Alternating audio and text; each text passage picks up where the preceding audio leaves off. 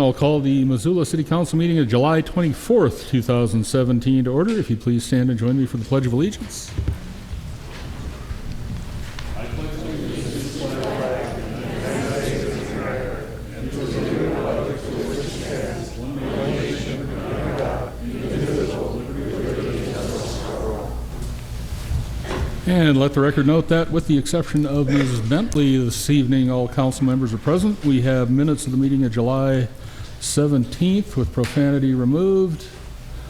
If there are no changes, they'll stand approved. We'll move on to our schedule of committee meetings. Ms. Rabine, welcome back.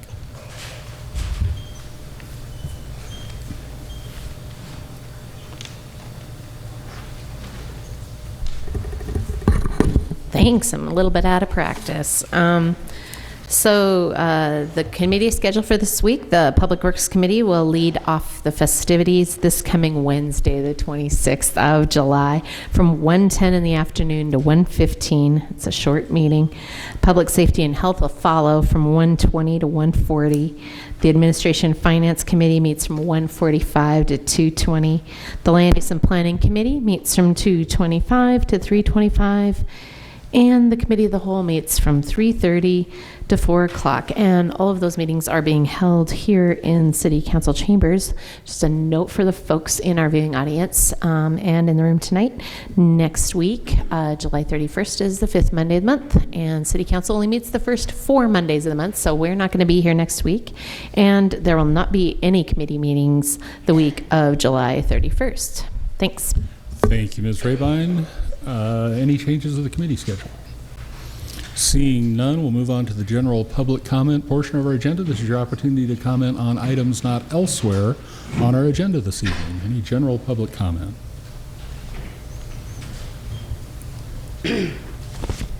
Candy Matthew Jenkins, 1211 Cooper. Continued reading from the Soviet Handbook on Brainwashing. Psychopolitics, the art of mental healing, as read in the Congressional Record on House Un-American Activities between the years of 1936 and 1939. Although the psychopolitical operative working in universities where he can direct curricula of psychology classes is often tempted to teach some of the principles of psychopolitics to susceptible students in the psychology classes. He is enjoined not to do so. He must limit his variations on teaching of psychology to transmitting the tenets of communism under the guise of psychology, and to do so in a way that will cause students to accept communist tenets as their own idea or as modern scientific thinking. The psychological operative must not at any time educate students thoroughly in stimulus response mechanisms and must not impart to them, save those who are to become his fellow workers, the exact principles of psychopolitics. It is not necessary to do so, and it is dangerous. Any other general public comment this evening?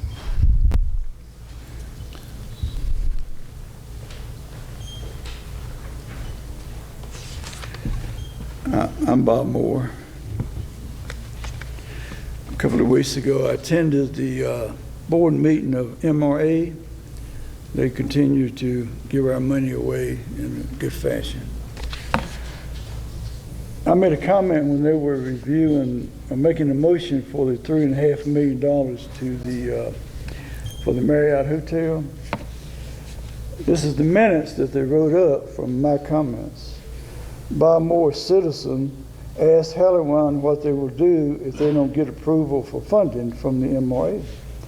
England, he's a chairman, said public comment is allowed, but he has said multiple times that public comment is not the right to cross-examine. In other words, he was accusing me of cross-examining.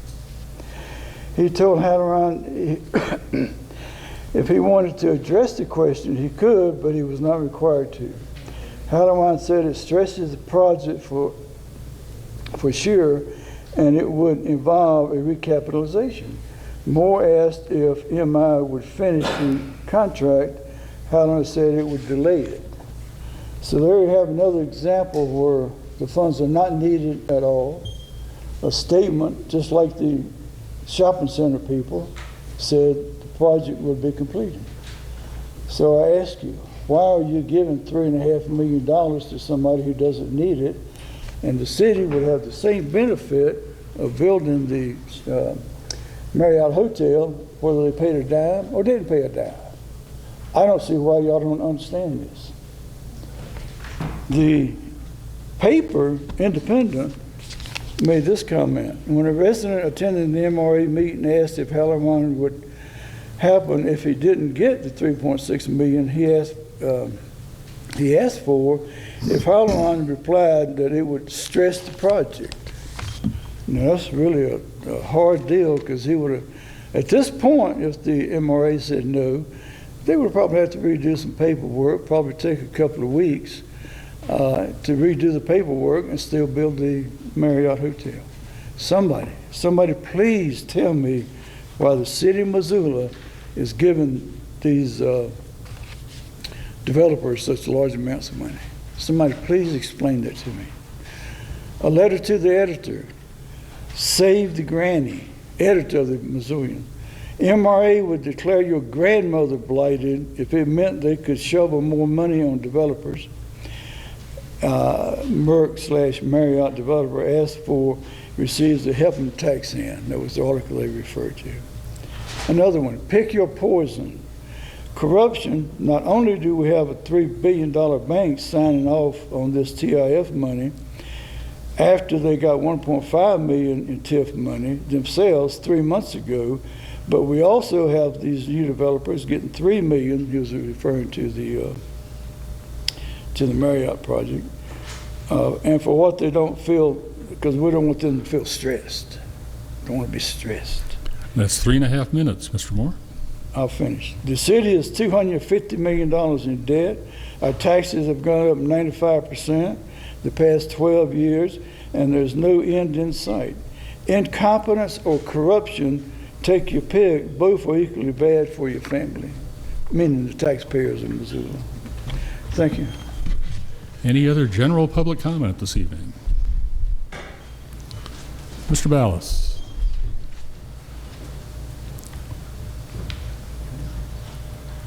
Jerry Ballas. I live at 204 South Avenue East. I'm a former member of this council, and the previous speaker kind of opened up a pet peeve of mine, and that is MRA, and TIF funding. And I've got to wonder how many in the Missoula community really understand the impact when you take money and tax money, the potential income for the city, and you freeze it for 20 years, and the city has no benefit from what goes on there. I hear reports reading the paper how everybody is praising the projects that are going on downtown and how many jobs they will create and the economy that they will create. I don't hear anybody talking about the number of policemen that we will be adding over the next 20 years to accommodate that service, the number of firemen, the equipment that it'll take to protect the city and those, the additional street and parking impacts on that. So where does that money, when the taxes are frozen at a level prior to construction, there is no money coming in to the city from increased taxes to pay for all of those services that are going to be demanded. So what are we going to get? I'll speak on this later. We're going to get an annual 3% increase in taxes for the next umpteen years. And we got to thank you and the mayor for doing that, and not requiring MRA to put some money back into the base taxes to provide for the services that their projects are going to demand. Thank you. Thank you, Mr. Ballas. Any other general public comment this evening?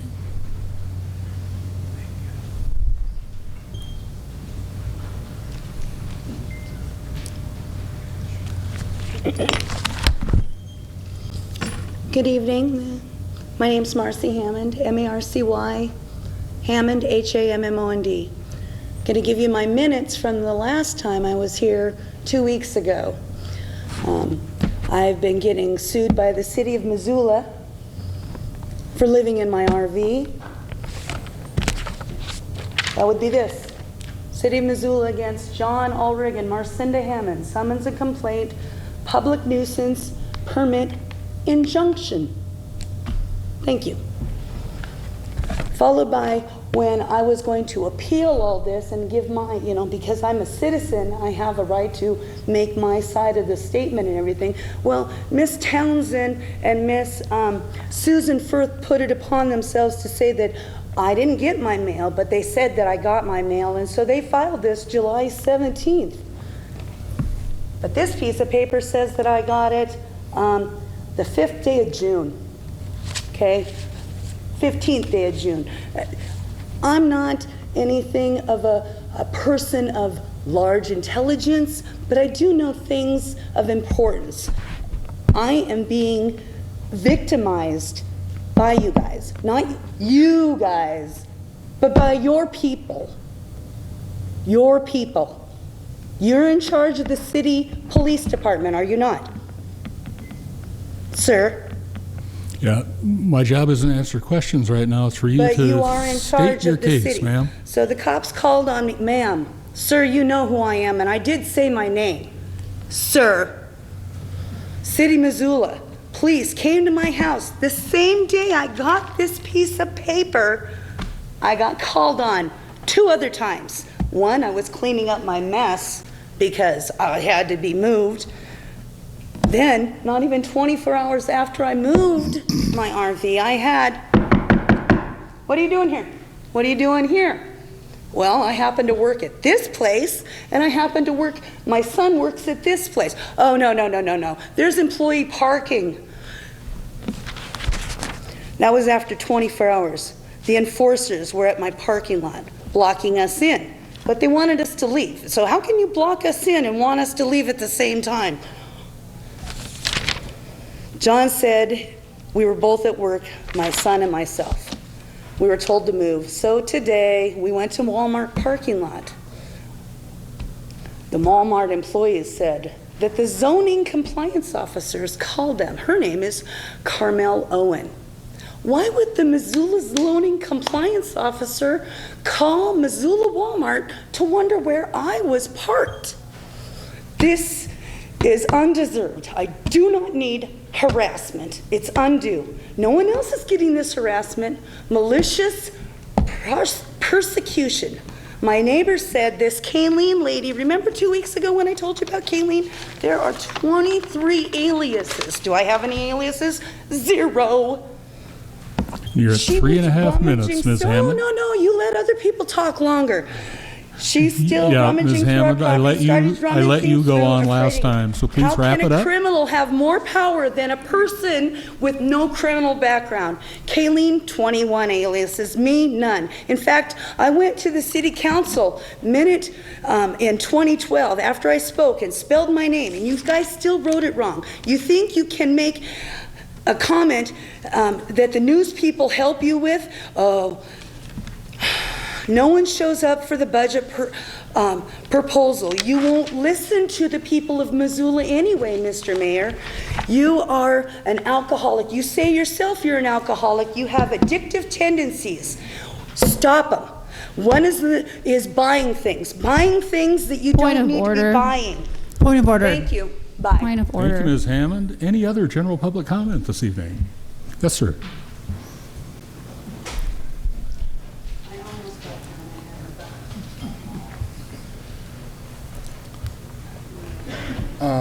My name's Chris Culver.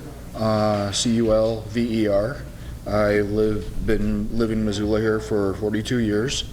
I have a house on 4318 Garrett.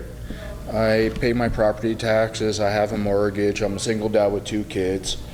I work full time, and I'm just here to observe, and if I have a chance, I'm just going to make a statement that this is about the city property taxes and how progressively they've been going up, and And we'll have a public hearing on that shortly, sir. oh, sorry. No, you're just fine, but that'll be your opportunity. Oh, okay, I'll back up. Thanks. Thank you, sir. Sorry.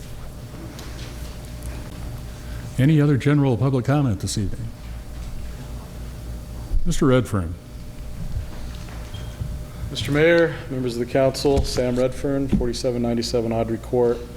I'll keep it brief. This is not an event, it's more of just a voice for veterans. I run a nonprofit called United States of Hope, and well, it's budget time, so I've never shown up and addressed the council, and I kind of always felt if you don't show up and speak, don't complain. So here I am. Good evening. I talked about United States of Hope. I'm active in several other Western Montana organizations. And basically, I just want to hit 4 points briefly. As you consider, maybe, hopefully, I can be more active for the budget next year. And just encourage the city to open up more to becoming a veterans-friendly city. I think there's been a lot of movement to that. Met with Councilor Bentley and Mayor Ingen a couple times.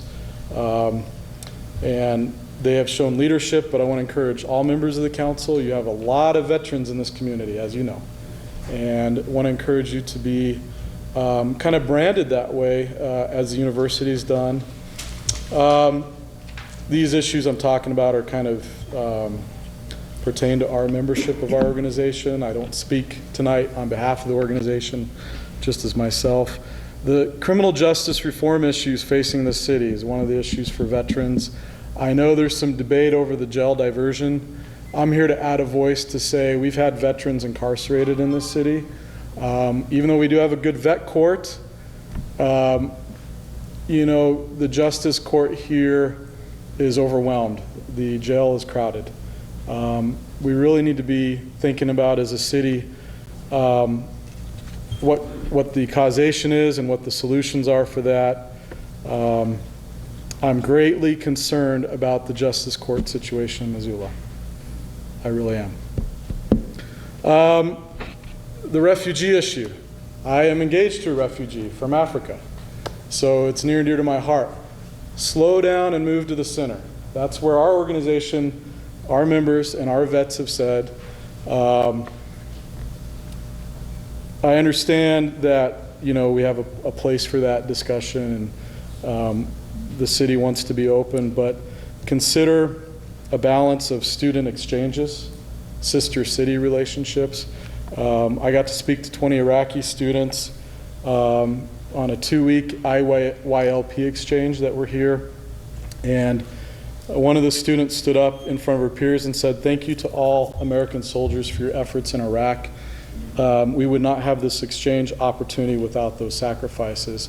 That program started the year I left Iraq. So we need more of that. When I talked to Governor Schweitzer 8 years ago about this refugee issue, he said slow. So I encourage the city to take a centered position there. Lastly, just a voice again for the veterans on the budget. I know you have a hearing later on that, but just general comment. If the city has $5 million in the miscellaneous fund, can you have $5,000 for veterans? I'm going to leave you with that question. Thank you, sir. Thank you, Mr. Redfern. Any other general public comment this evening? Yes, sir. I hope the council forgives me. I'm not a public speaker. You're just fine. My name is Ed Lasowski. I've met you before, Mayor England, when we first started the Rural Institute for Veterans Education and Research. I function as a clinical suicidologist within that institution. We cover all the way from Sydney down to Darby, all the way up to Libby. I've got a speech, but I want to make a comment here. Today, I had in my office a wife of a veteran who was very suicidal. There is lack of resources for veterans and their families. We can't leave their families out that are in crisis. I was asked by Sam and others to review the budget, mainly because of my work as a suicidologist and the fact that I just came back from England to a world conference on all the leading experts on critical suicidology. In the review of the current proposed budget, there's approximately $50,000 for a part-time suicide prevention coordinator. And in my opinion, that's not nearly enough for the crisis that's going on in Missoula. I'm going to cut a lot of this out of the speech, but I'd like to offer the speech for the record, if that's okay, Mayor. Please. 'Cause I don't want to take a lot of your time. While official data shows that a veteran is completing suicide every week, and unofficial research from our institute with over 3,000 crisis calls and over 180 families that we've counseled post-suicide, the real numbers show to be about 1 every 36 hours. It's only a reflection of the reported suicides, while many suicides are reported as accidents due to families' religious or personal views. The current response to the suicidal person is the medical model. Across the globe, the answer to a person that is the person must have a mental health condition, so professionals of mental health should treat a suicidal person. Yet the data demonstrates 40 to 50% of all suicides are the result of a physical health issue. Chronic pain is listed as one of the highest reasons for suicide. Using the mental health model and examining post-traumatic stress, which many veterans suffer, 1 in 3 veterans returning from service have serious issues that can lead to a diagnosis of PTSD. This is done with only the review of a mental health expert and no physical workup. Yet a recent U.S. Veterans Administration research paper found that 81% of veterans studied that were diagnosed with PTSD had an undiagnosed vestibular disorder. Auditory trauma, which is commonplace amongst veterans, is the leading cause of vestibular disorder. It comes from repetitive gunfire, bomb blasts, etc. The medical model says watch for warning signs, yet the number of warning signs have increased from 20 when it started to over 100. And many people don't know how to look at the different signs because it's not predictive. Another gap is the number of veterans who are eligible for health care with the U.S. Veterans Administration and are not receiving that care. According to the public affairs officer with the Montana VA Health Care, roughly 28,000 veterans are not enrolled but eligible for VA health care. This affects the city of Missoula because it puts the veterans right at your doorstep that are not getting this care. Camp Hope in Houston, Texas, stated that only 40% of those in crisis will seek any kind of professional help. Common complaints amongst the veterans are with the bureaucracy, and it ends with broken promises. For the past 4 years, that's what I've been studying, is the true issues. If you look at and I'll cut to the chase, I'm sorry, Mayor. But one of the issues that I saw, and this will be mentioned in my speech here, is I didn't see a plan with your suicide budget. I worked with about 25 PhD scientists across the globe from South Africa, England, Belgium, all across, and we have developed a plan that could be utilized within the city itself. It's called the HART program, Human Assistance Rapid Response Team. Instead of going with the medical model, many times, many issues can be solved before they get to a crisis. And having volunteers across this state available to bridge the gap of services, and there are services, and there are good services, and the VA tries.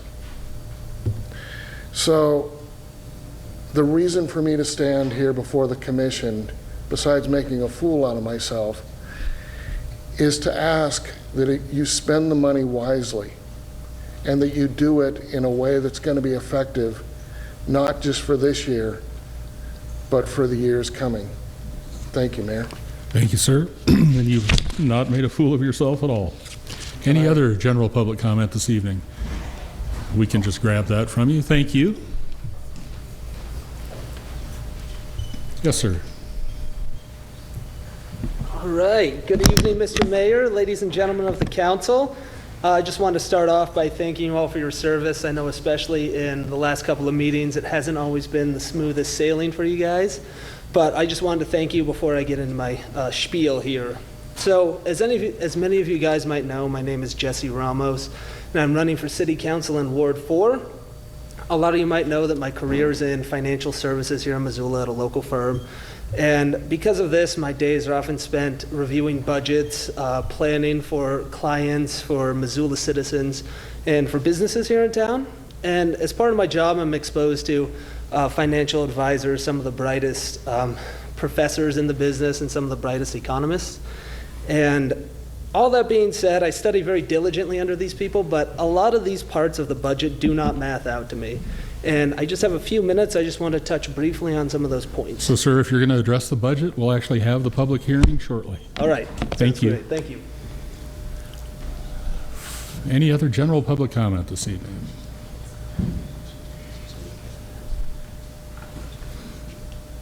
Mr. Gilbert? Mayor Engen, this is a general commentary on taxes and the budgeting process. I do have specific comments about the budget. Is that okay if I talk Sure. now? My name is Jeff and Gilbert, and I am from the Fort Franklin area. If I could also ask for 4 minutes, that was the lowest I could get this to, but I will try rapidly. But I'm holding you to it since you asked. All right, ready, set, go. While Missoula has the highest tax burden of any municipality in Montana, on an apples-to-apples comparison, I appreciate that we receive what can be considered a very high level of service. I enjoy our town and I appreciate the work the city is doing. I am not here to just complain about taxes. But I am here to make sure that someone is asking the tough questions that ensure the city expenditures are efficiently and effectively spent. I am here to make sure that someone is representing those citizens who may least be able to afford a high tax increase. And for the last 20 years, I assumed that was a job of the City Council. Last week, the Council encouraged citizens to engage in the budget process and ask questions. I asked approximately 7 straightforward questions over the last week, and while I was led to partial answers on 3, 4 remain outstanding without answers. I was told by one City Council member to do your own research, quote unquote. Is the city staff not there to provide City Council with answers?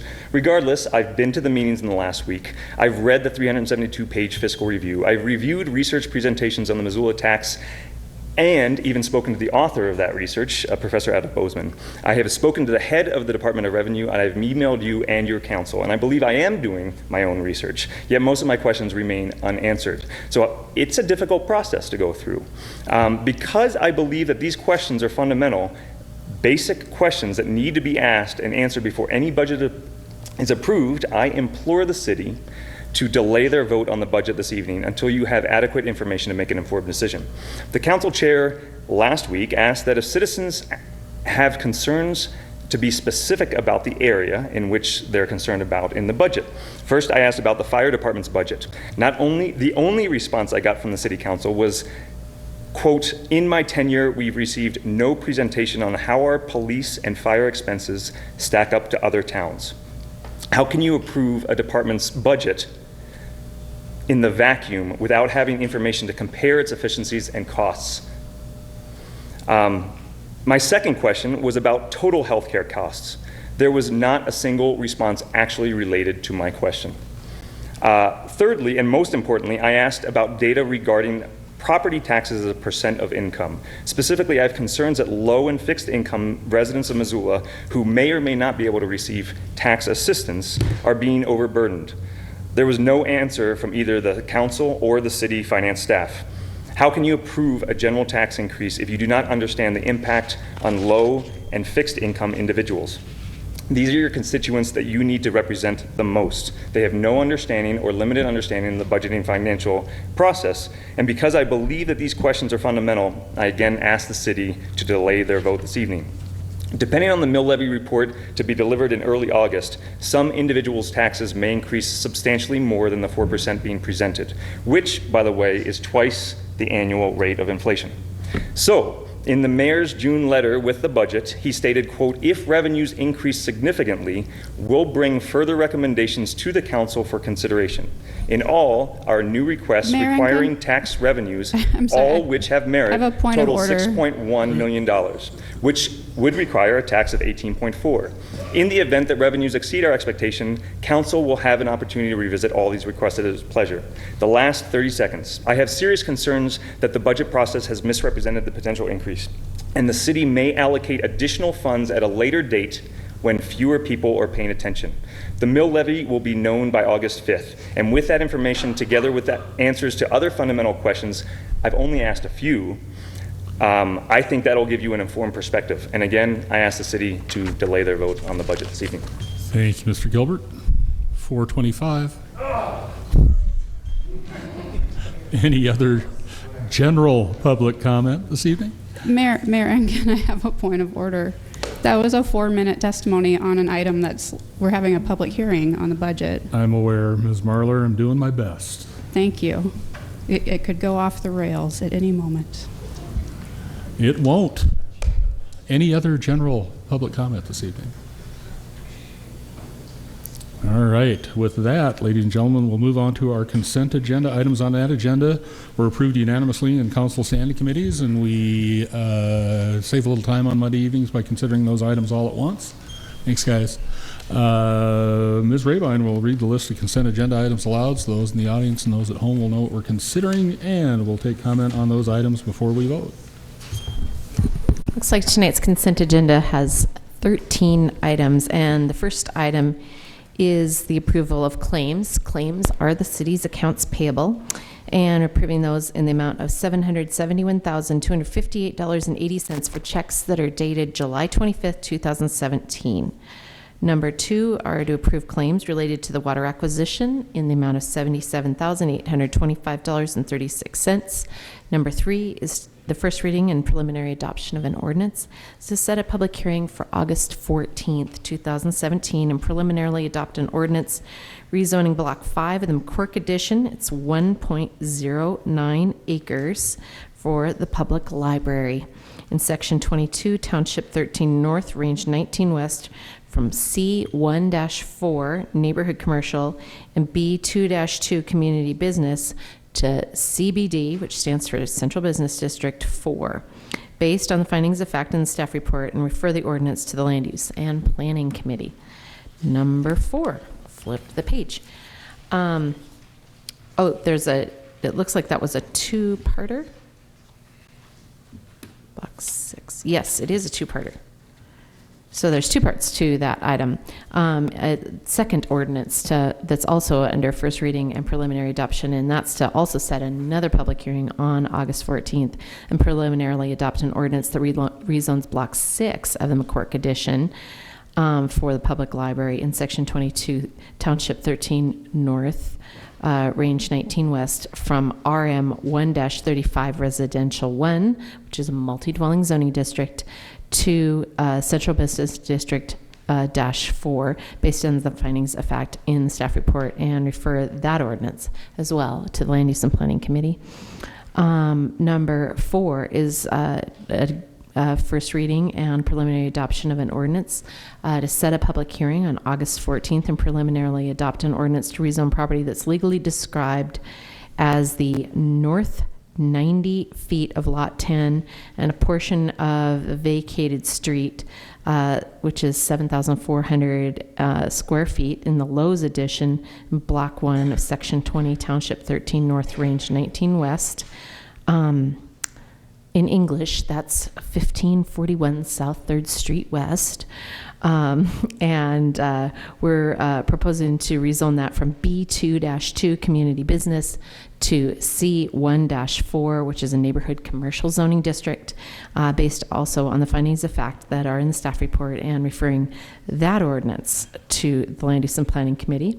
Number 5 is to confirm the mayor's appointment of Luke Laslovich to fill a vacated term on the Business Improvement District Board immediately and ending on December 1st of 2020.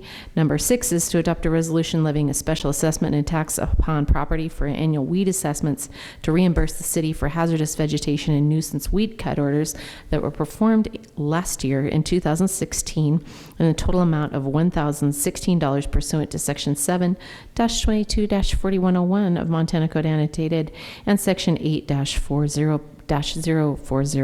of Missoula Municipal Code. Number 7 is to adopt a resolution levying a special assessment and tax on property for the annual sidewalk snow removal assessments to reimburse the city for removal of snow performed in the 2016-2017 winter season, totaling $560 pursuant to Section 12.16.030 and 12.16.040 of Missoula Municipal Code. Number 8 is to set a public hearing on August 14th, 2017 to set tax levies for a permissive medical levy for the City of Missoula's fiscal year 2018 budget. Number 9 is to adopt an operations planning project contract with Morrison Merrily for the evaluation of the existing and future system needs for the Stormwater Division of the City of Missoula in an amount not to exceed $115,114. Number 10 is to adopt a resolution authorizing the mayor and the Stormwater Utility Division to apply for a Treasure State Endowment Program, also known as TSEP, planning grant requesting $15,000 with matching funds from the Stormwater Utility for the city's stormwater facility and operations planning project. Number 11 is to award the bid for trail safety improvements for project number 15-034.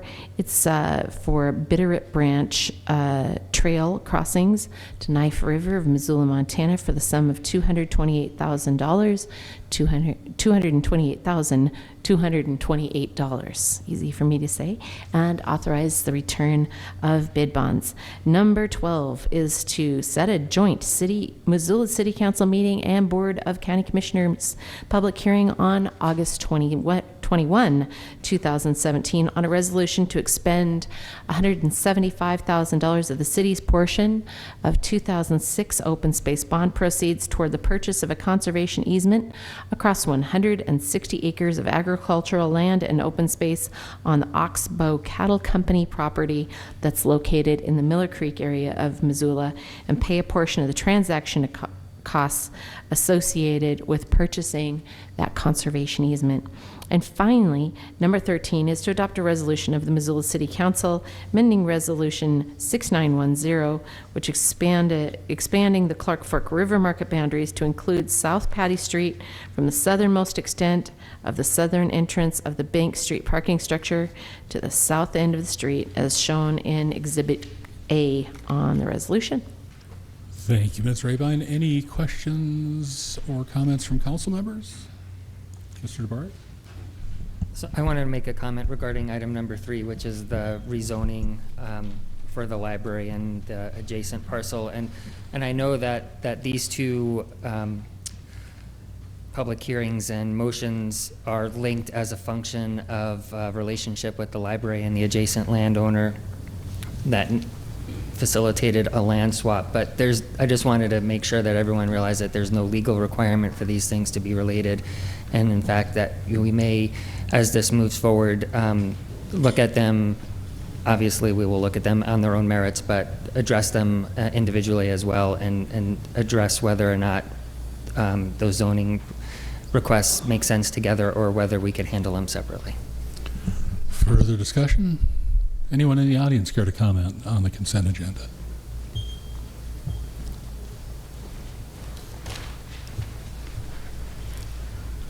buy more. I see again, we're paying, in this case, $77,000 for the water acquisition. The last time, I didn't look at this list. The last time I looked at the list, over $30,000 of the $34,000 had absolutely nothing to do with the acquisition of the water. I would like assurance from the mayor that nothing in that $77,000 involves the acquisition that is represented in the agenda, that it has nothing to do with the acquisition of the water. And I think you should explain why we're still spending $77,000 on it. Also, part of the record keeping, I asked, what was the $25 million that you're going to increase the bond, our debt by? And I haven't gotten an answer from that. I don't know what it is. I'd like to know what the $25 million is that you're going to obtain from the lender regarding the water acquisition. Thank you. Anyone else on the consent agenda this evening? Seeing none, we'll have a roll call vote. On the consent agenda, Armstrong. Yes. Armstrong votes yes. Bentley. Bentley votes yes. Cares. Cares votes yes. DeBari. DeBari votes yes. Heddle. Heddle votes yes. Hess. Hess votes yes. Jones. Jones votes yes. Marler. Marler votes yes. Sweeney. Sweeney votes yes. Von Lossberg. Von Lossberg votes yes. West. West votes yes. And Wilkins. Yes. Wilkins votes yes. Would any of you like to change your vote? That is 12 ayes. And the consent agenda is approved. For the record, Ms. Bentley is here. We'll move on to comments from city staff, agencies, boards, commissions, authorities, and the community forum. We have a report this evening from the Franklin to Fort Neighborhood Council. Mr. May. Good evening. My name is Brad May, and I'm on the Franklin to the Fort Neighborhood Council leadership team. We had our semi-annual meeting on July 18th at Franklin Park. We had 101 citizens attend. Among the highlights of the information part of the meeting, we had an update on Franklin School and Willard School from Mark Thane, mostly about Franklin School because that is in the boundary of our neighborhood. The school district is planning to have a community open house sometime in late August, a date still to be determined.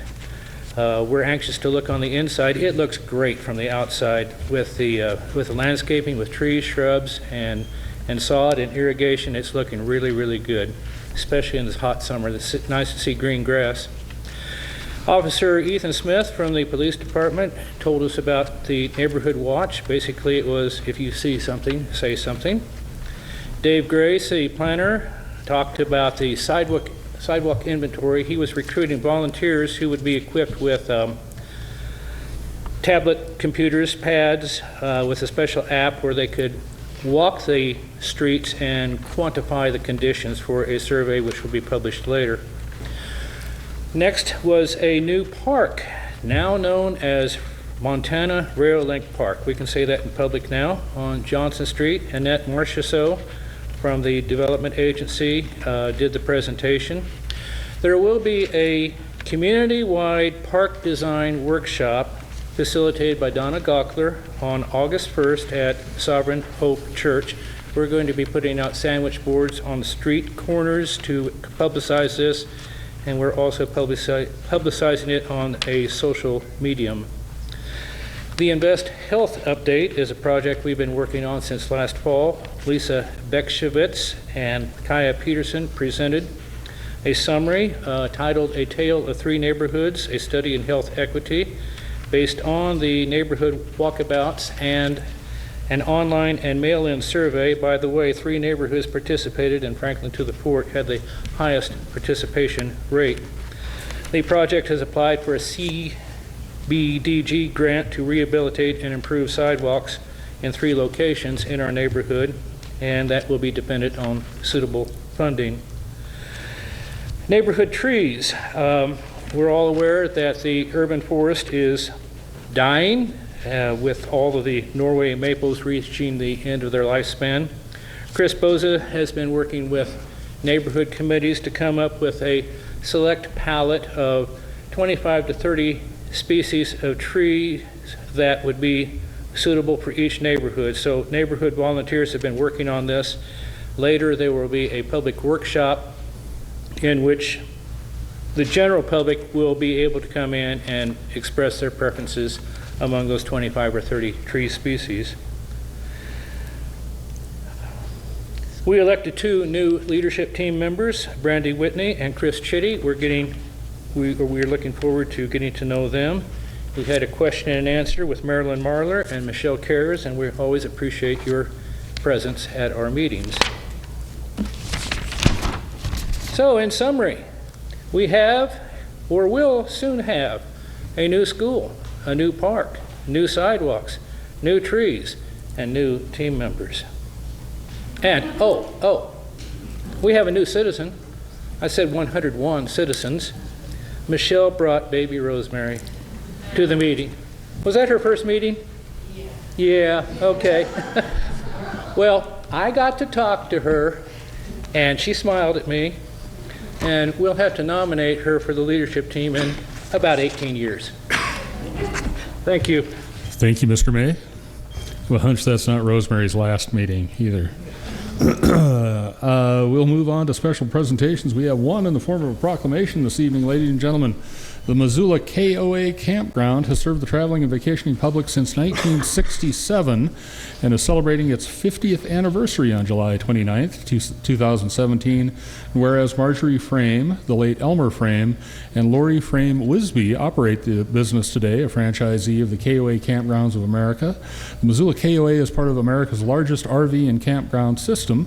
And whereas the park is known for its excellent service as demonstrated by the numerous national awards received over the years, including Campground of the Year, Franchisee of the Year, and the KOA Presidents and Founders Award. The campground provides a level of service accommodating all facets of the camping and RVing industry, and whereas once located out of town, the North Reserve area community has grown around the Missoula KOA. Even so, the campground continues to provide a strong commitment to family-friendly service and to the tourism industry that provides economic benefits to our city and state, and whereas the Frames, through their family-owned business and dedicated employees, have contributed significantly to the enjoyment of well over 2 million visitors to Missoula and Montana during the last 50 years. Now, therefore, I, John Engen, Mayor of the City of Missoula, in the state of Montana, do hereby proclaim July 29th, 2017 as Missoula KOA 50th Anniversary Day. And I'll be out at the KOA to read that in person and congratulate the Frame family. Good folks. We will move on, ladies and gentlemen, to the public hearing portion of our agenda. State law and our own council rules set guidelines for inviting comment on a variety of issues in a formal way. Following a staff report on each of these items, the council and I will invite comment. Council typically votes on the same evening as a public hearing unless one council member elects to return that item to committee for further consideration. We'll take these in order this evening, beginning with a conditional use request at 132 University Avenue for an accessory dwelling unit. And our staff report this evening comes from Ms. Baker.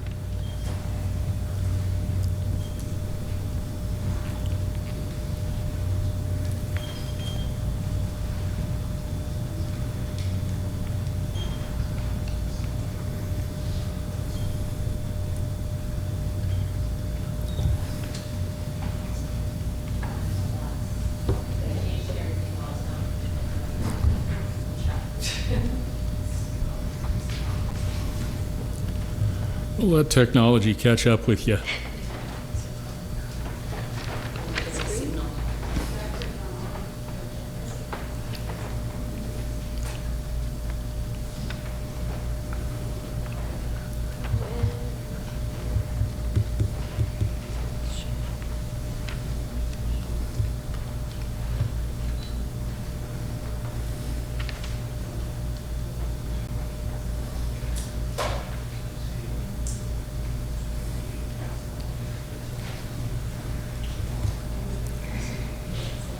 Looks like something's happening, Marty. So I can no longer see.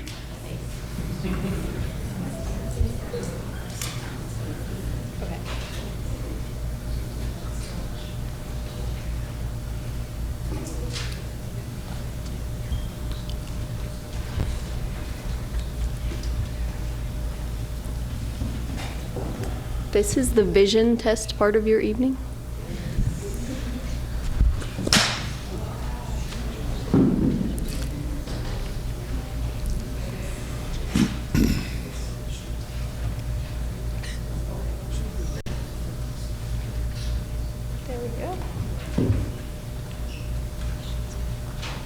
Good. Thank you. Sorry for the delay. My name is Jenny Baker, and I'm with Development Services. As Mayor Engen mentioned, this is a conditional use request from Christine Edgar, who is here this evening. It is for an existing detached accessory dwelling unit conditional use at 132 University Avenue. This is the location of the property. It's shown by the blue star. It is facing University Avenue between Higgins and Gerald. This is part of Missoula's Ward 3 and the University District neighborhood. Our Missoula growth policy recommends a land use designation for this area of residential medium density with between 3 and 11 dwelling units per acre. The subject property and surrounding properties are zoned R5.4, which is residential, with a minimum parcel area of 5,400 square feet in this district, and there is a mix of 1- and 2-story residences in the area. This is the site plan. The front of the house faces University, and you can see at the back the garage and the ADU face the alley. Title 20 zoning regulations require that the ADU cannot be taller than the primary residence on the lot or taller than 22 feet. The house is 23 feet and 6 inches, and the garage ADU combination is 13 feet 7 inches. Title 20 regulations also require that 3 off-street parking spaces are provided for properties with ADUs. This project provides 2 parking spaces in the existing garage, and as you can see at the bottom, there is a parking pad that offers an additional 2 spaces. All of these are accessed from the alley, and this exceeds the requirement for 3 spaces for a property with an ADU. This is the floor plan for the ADU, which is 288 square feet. Title 20 specifies that ADUs should be between 350 and 600 square feet, with the exception that size limits don't apply to any structure that existed prior to June 5th, 2013, which is the case for this building. It was constructed in 1998. As a result, there is no size range that applies to this ADU, so it is acceptable for it to be less than 350 square feet. Condition of approval number 1 specifies that this ADU will meet all other applicable zoning regulations as well as Missoula Municipal Code regulations, such as paving, which will be confirmed upon submission of the change of use building permit. Last week at the Land Use Committee, Councilperson Wilkins asked that there be an inspection for this because no permits were filed when it was constructed. This will be done as part of the change of use building permit. This is a picture of the primary dwelling unit, the existing house on the lot, as seen from University. Since the ADU is behind this structure and can't be seen from the street, condition of approval number 4 requires that a visible address monument is installed so that emergency services is aware of the existence of the ADU behind the house.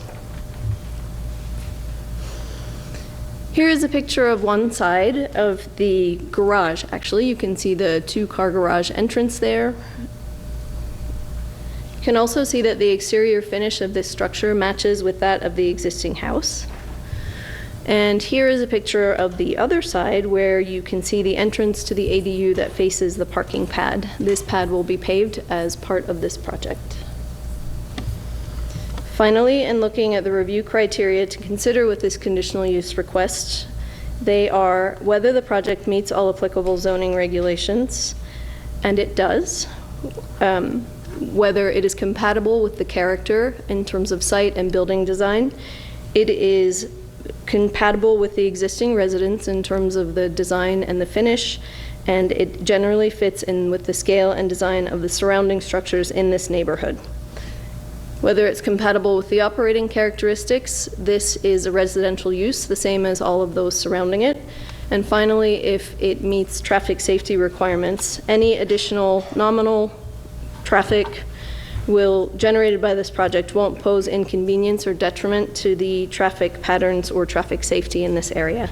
As a result, staff recommends approval of this request for a detached accessory dwelling unit at 132 University Avenue, based on the findings of fact in the staff report and subject to the conditions of approval. If you have questions, I will be glad to answer them.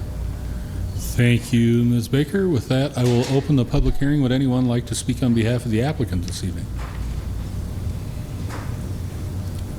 Would anyone like to speak at all? All right, with that, I will close the public hearing. Are there questions from council members? Mr. DeBari? I had a question for Ms. Edgar, or maybe Jenny can answer it. I just caught my attention when you were showing the picture of the ADU that there were 2 gas meters and 2 electric meters, and I'm just wondering if those are one for the house and one for the ADU, or one for the ADU and one for the garage. I was just curious how that was arranged. Can you come up? Yes, thank you. I'm Christine Edgar, and one of those is for the house and one's for the ADU garage. Great, thank you very much. Good. Anybody else? Further questions? Seeing none, Mr. DeBari? I move approval for the request of an accessory dwelling unit, conditional use at 132 University Avenue in the R5.4 zoning district in accordance with the city zoning ordinance Title 20, sections 20.05.020, 2045.060, and 2085.0.70, based on the findings of fact in the staff report and subject to the conditions of approval. Motion is in order. Is there discussion on the motion? Mr. Wilkins? So you all know, at least on city council and most of the people out there, that I've never voted for one of these. I don't think putting another dwelling in a single-family zone constitute a single-family zone. You put an ADU in a house, you no longer have a single-family zone. So I'm going to make an exception on this one. I'm not going to vote yes on it by no means. But this was an ADU to start with a long time ago, and she could have very well just kept it going. Instead, she's bringing it in front of the council for approval. It was built without permits, and so our building inspector is going to look at it. So I still don't approve, but I will abstain on this one. Further discussion, Mr. DeBari? I want to thank my colleague, Mr. Wilkins, for bringing the attention to the fact that would be a really good idea to do a building inspection on this and make sure that all the electrical and plumbing and everything is up to code. And I want to thank Ms. Edgar, too, for taking the time and going through the process and making this conforming conditional use. Further discussion? Seeing none, we've had a public hearing. We'll have a roll call vote. On the motion to approve, Bentley votes yes. Cares votes yes. DeBari votes yes. Hedall votes yes. Hess votes yes. Jones votes yes. Marlar votes yes. Swaney votes yes. Von Lossberg votes yes. West votes yes. Wilkins abstains, and Armstrong votes yes. Would any of you like to change your vote? It's 11 ayes, 1 abstention. And the conditional use is approved. We'll move on to our second public hearing of the evening. This is a request to annex parcel A, certificate of survey number 6568, the future home of Cold Springs School. Our staff report this evening comes from Ms. Alexander.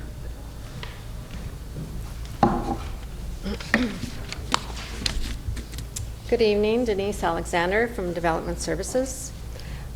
This is a request from the Missoula County Public School District to annex Parcel A, Certificate of Survey 6568. The subject property is currently vacant, and the school district intends to build a future Cold Springs Schools Elementary on this site.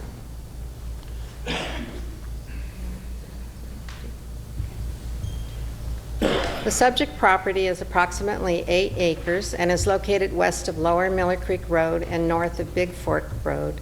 Lower Miller Creek Road is functionally classified as a collector street, and Big Fork Road is a local residential street in this area. The subject property is adjacent to city limits as depicted in yellow on its southern boundary.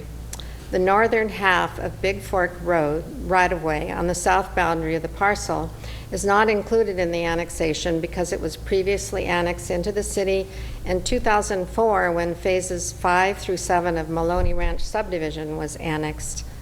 The property is currently vacant, and all new development will be required to meet all applicable Missoula municipal codes and will be required to connect to city sewer.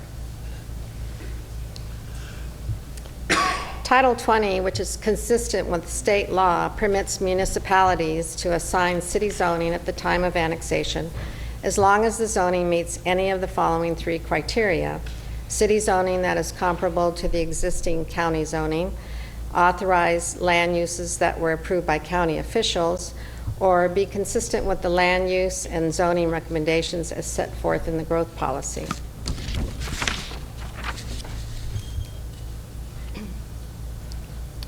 The subject property is zone CRR1 in the county, which is a residential zoning district and allows detached houses and requires 1 acre per dwelling unit. The comparable city zoning to CRR1 is R40 residential, which allows 1 dwelling unit per 40,000 square feet and allows detached houses and lot line houses. R40 also permits uses typically found in residential zoning districts, including churches, libraries, schools, and daycares. Our Missoula City Growth Policy 2035 recommends land use designations of residential low, 1 to 2 dwelling units per acre, and residential medium, 3 to 11 dwelling acres per acre for dwelling units per acre for this property. The typical zoning districts associated with these land use designations are R40, R20, R10, R8, R5.4, and RT 5.4. Although the land use designations are residential for this property, it is owned by a public entity, the Missoula County School District, to build a new public elementary school on the site. Title 20 has a category of zoning districts that address public land uses and public land and uses. The OP3 Public Lands and Institutional District is primarily intended to accommodate public, quasi-public, and institutional uses, one of which is a school.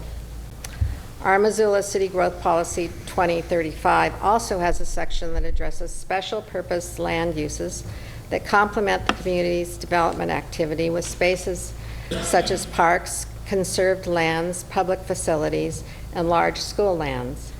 The typical zoning recommended for land held by public and quasi-public agencies is the OP3 zoning district.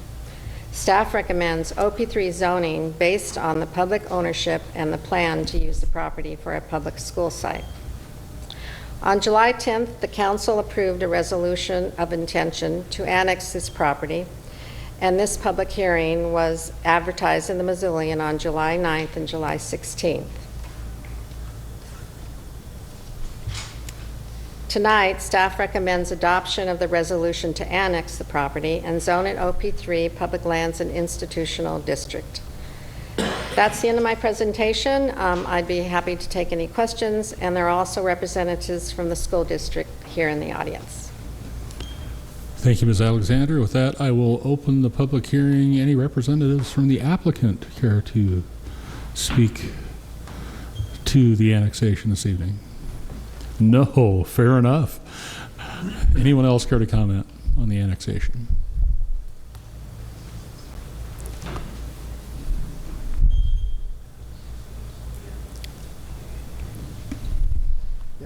Again, Jerry Ballas, 204 South Avenue East. The only thing that comes to my mind looking at the location of this on Lower Miller Creek Road and having driven that intersection out there quite a bit and visiting the golf course, I'm wondering what kind of traffic studies have been done to examine the impact of the roads, the roundabout, and the number of trips that the public is going to have to make to this facility compared to what they make at the current Cold Spring school site or any of the other school sites in town. Anyone else this evening on the annexation? With that, I will close the public hearing. Are there questions from council members? Ms. Cares?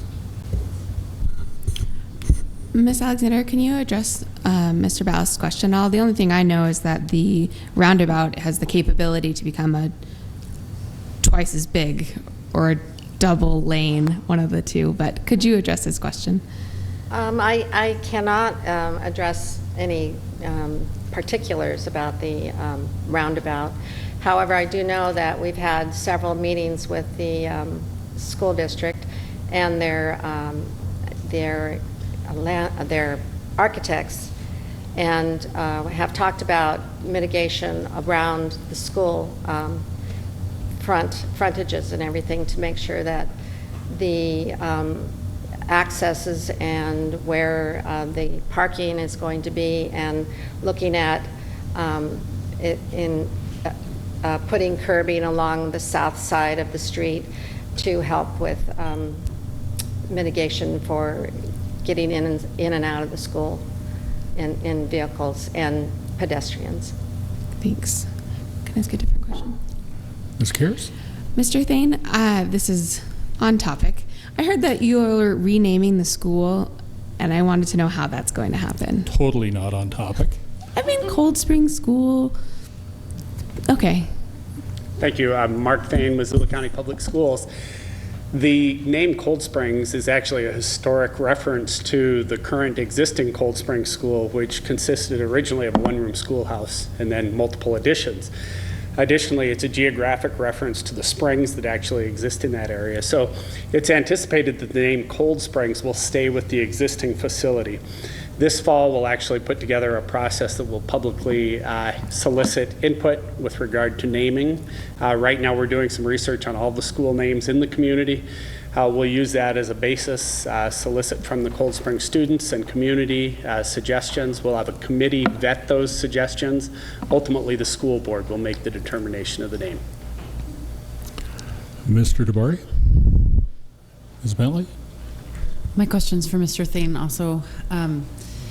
It was my understanding that one of the reasons the school needed to be moved was so that it's closer to the children and the families that use it. Is that correct? That's correct. And with response to Mr. Ballas' question, I don't have the data in front of me right now, but right now the vast majority of students that attend Cold Spring School live in Linda Vista and Maloney Ranch are currently going through the roundabout to access the Cold Spring School location. That's also true of most of the school buses that deliver those students. With the proposed new school site, those students and their families will remain in the Linda Vista, Maloney Ranch area. However, I assume that many of those parents will still be commuting into the community for work or school purposes. So negligible effect on traffic is our expectation. And as was referenced earlier, there will be parking lots, bus loops, and parent drop-offs all on the site. So they'll take that traffic off of the street before access and egress are determined. Thank you. Further questions? All right, seeing none, Mr. DeBari.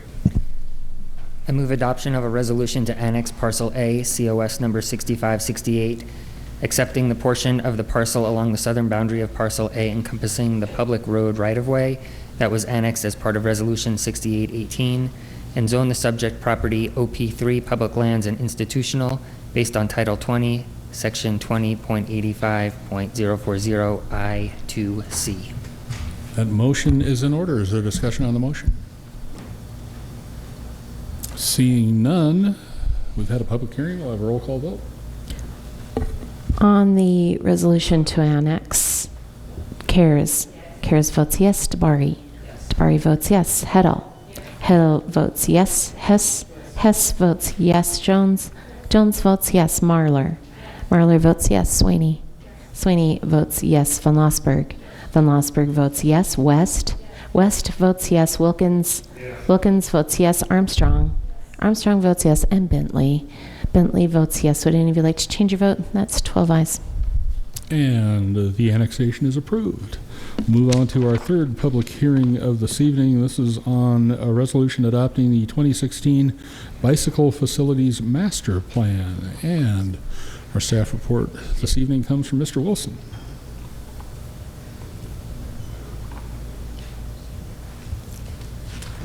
All right, thank you. I'm Aaron Wilson. I'm a transportation planner with the Missoula Metropolitan Planning Organization, and I'll try to be fairly brief in my presentation on adopting the resolution for the 2016 Bicycle Facilities Master Plan. Just a quick overview of what this plan is and what it's covering. It starts with a brief description of why bicycling is important, some of those benefits, and why you would have a master plan and how it fits into our overall planning structure for Missoula. It goes into more detail on those benefits of bicycling, such as health benefits, traffic benefits, CO2 reduction. There's a whole host of analysis given different levels of bicycling. Then it goes into existing network and the use that we've seen historically and what we hope to see in the future. Follows up with some recommendations based on that analysis, and then implementation recommendations on how to actually accomplish what's in the plan.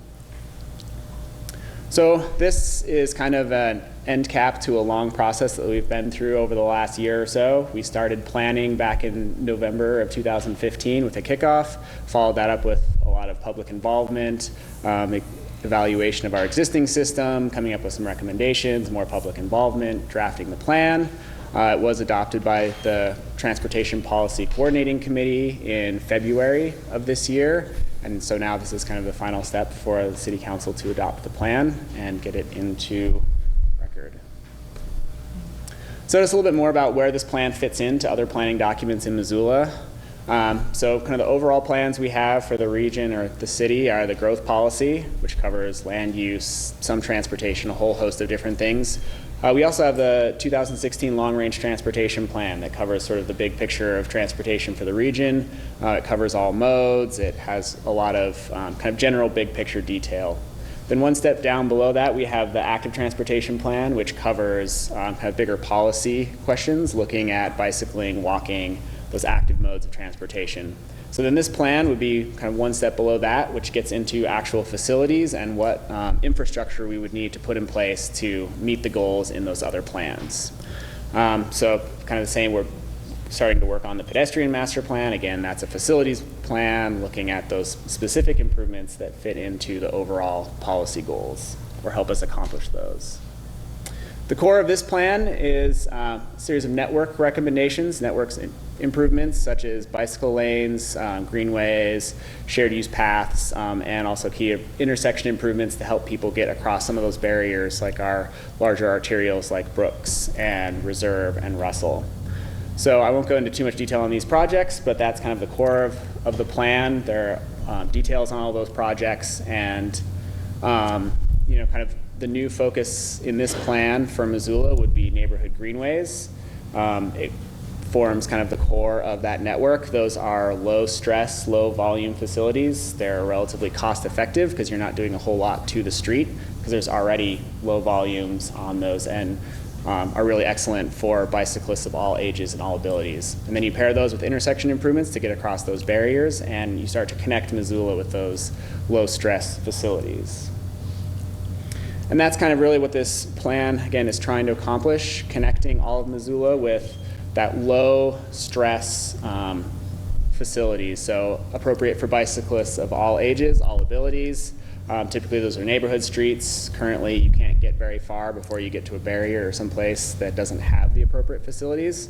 And this graphic is kind of just showing how much of Missoula you could connect with fairly efficient improvements. So then on to implementation, there's a series of recommendations, including some recommendations for funding and how we would prioritize some of these projects. We have recommendations for how to select the correct facility. So there are some recommendations, but also acknowledging that as things change, we want to look at the context of those facilities. And again, coming back to that level of traffic stress, making sure you have the right facility to make it a low stress experience for bicyclists. So looking at things like vehicle volume, speeds, number of lanes, and then going down the list, finding the appropriate facility, and then putting that into a project for if you're doing a road reconstruction or restriping, or being kind of opportunistic to get these projects done in a cost-effective manner. So I'll skip over this. So just looking at a couple of those, an example would be neighborhood greenway, looking at 0 to 2 lanes, those neighborhood streets, low volumes, and generally very low speeds. And you have to do fairly minimal improvements, and you can create a facility that's really comfortable for all ages and abilities. We can also use this plan, and have been using it already, for doing grant applications and demonstrating the need for a project, identifying other funding sources to get these projects done. So we put together a transportation alternatives grant that's funded through the state using federal funds. So that's just kind of one example of where these plans are important and have a benefit in terms of planning, and then identifying funding, getting those put into place. We also can use these to coordinate with other projects. So in addition to that TA grant along this particular greenway, we have the new MRL, or the Missoula Railing Park, that will be going in, and the Bitterroot Trail that will be completed there. There's also an opportunity to connect one of our greenways across that facility at Central Avenue. So this is another east-west connector. There are not too many for bicyclists that are comfortable. And using this plan and those grant applications and what we had there, we were able to work with Parks to get that integrated into the design, work with MRL to get the easement across the tracks, and then that becomes a connection for fairly low cost because it's integrated into other projects. So some of the ways we can use this plan as we move forward and help implement the vision that's included. So again, this is also trying to meet some of the goals of those other plans. So as I mentioned, this is sort of a sub-plan of the growth policy and the long-range transportation plan. That included a mode split goal for 2045 that has increased from 6% of commute trips by bike to 18%. In order to get there, there'll be a lot of things will have to happen. One of those is having a complete network so people can get from one place to another comfortably. So with that, happy to take any questions. Our recommendation is to approve the resolution and adopt this plan and start working on implementation. Thanks. Thank you, Mr. Wilson. With that, I will open the public hearing. Anyone care to comment on the resolution adopting the master plan? Candy Matthew Jenkins, 1211 Cooper Street. I'm not certain what this gentleman is actually talking about, facilities and stuff like that, but I do know that in Missoula, I think bicyclists should have to pay some kind of fee to offset any improvements in Missoula. And they should also be required to have some kind of insurance, because as I drive around Missoula, I don't know if it's the time of day or where I am, but most bicyclists are not very polite, to say the least. And they cross right in front of you, like most of the pedestrians in downtown Missoula do, as they're looking at their cell phones and not paying attention. I can't tell you how many people cross between the public defender's office and the court, and they don't stop and they don't look, and I think the bikes are the same. And I think the city needs to require some kind of insurance and some kind of fee to offset these bicycles if you're aiming at your carless society, where we'll be parking at the edge of town and being bussed in, so we don't interfere with the bicyclists and pedestrians. But I think that's a recommendation that you should take heed to, and with as many accidents as we have in Missoula, somebody should be covering the car driver and the bicyclist, and they, I think, should have licenses to drive their bikes, especially if they are using them going to and from work on a 50% or more basis. Thank you. Anyone else on the resolution? Yes, sir. Yeah, I'd like to comment a little on the bicycle situation.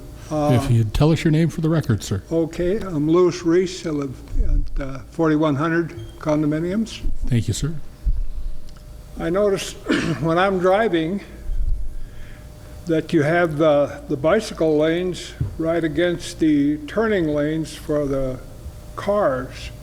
And if you get into the bicycle lane, if you want to make a right turn, you almost have to get into the bicycle lane to get to your exit, which, you know, from my understanding, if you get into that bicycle lane, you will be ticketed. And some of these intersections, it's almost impossible to get over in time to make the turn with the amount of traffic going up and down the street. Also, during the winter, I don't know how much money you people spend on bicycles and bicycle routes, but it seems to me it's an inordinate amount of money for the amount of bicycle traffic you actually have.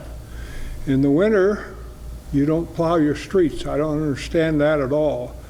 You plow the certain thoroughfares, but if you want to go north and south on some of these avenues or boulevards or streets, you can't do it because there's so much snow, and then it melts, and then it ruts up, and you can't get across hardly.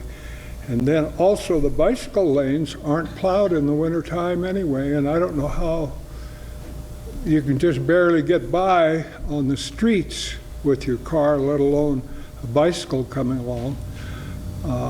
I would like to see some sort of count made on the overpass that you built across for the bicycles. I think you spent like $2 or $3 million for that. And every time I go underneath it, I've yet to see a bike go across it. I think I'd like to see a little more priorities given to the motorists. Thank you. Thank you, sir. Anyone else on the resolution? My name is Bob Moore. So a few years ago, there was an accident. It was going up Reserve, where you get down on Broadway, and I think it was a truck hit a bicyclist and killed him. A few days later, they were investigating a crime investigation center, or just accident investigation. And I went back there and asked the policeman who had the right of way. And do you know what his answer was? The policeman didn't know who had the right of way. So you've got a city police department, and I guess county also, that don't know the laws on the bicycle riders and how the car drivers react to the thing. I know when I'm driving with my wife, I got to hear 50 times about watch for cars. I mean, watch for bicycles. Watch for bicycles. Watch for bicycles. Second, I haven't seen in that master plan any cost figures. I may have been dozing, but I didn't see anything about how much money you're going to spend on this master plan. So I think a lot more work has to be done on the bicycle paths and non-bicycle paths before you adopt any master plan. Thank you. Anyone else on the resolution? Yes, sir. Hi, I'm John Van Dyke, candidate Ward 3 as well, 1426 South 6th Street. Coming from another perspective, I'm a recent convert to cycling into town. It's about 1.5 miles from my house to the Union Hall where Missoula Community Radio is. One morning I went out at 9:02 to drive back to my apartment. Sure enough, there was a ticket there, so I knew it was time to bite the bullet and get my bike into good repair. I really enjoy it. I think the city has been wise to invest in what bicycle infrastructure there is, but there's, is this wood? No accidents so far, but it's very important to me to be able to ride into town, and I wish that more people realized how easy it is. If we had a stronger facilities infrastructure for cycling, I think that would be a lot easier. Maybe addressing some of the concerns that previous speakers have had, awareness of the law, rules of the road would be helpful. And I don't know if maybe this is coming up. It would be nice to see some education, if there's an education component with these facilities. I know that's also money, but I think that would go a long way. And I'm very much in support of this. Thank you. Thank you, sir. Anyone else this evening on the resolution?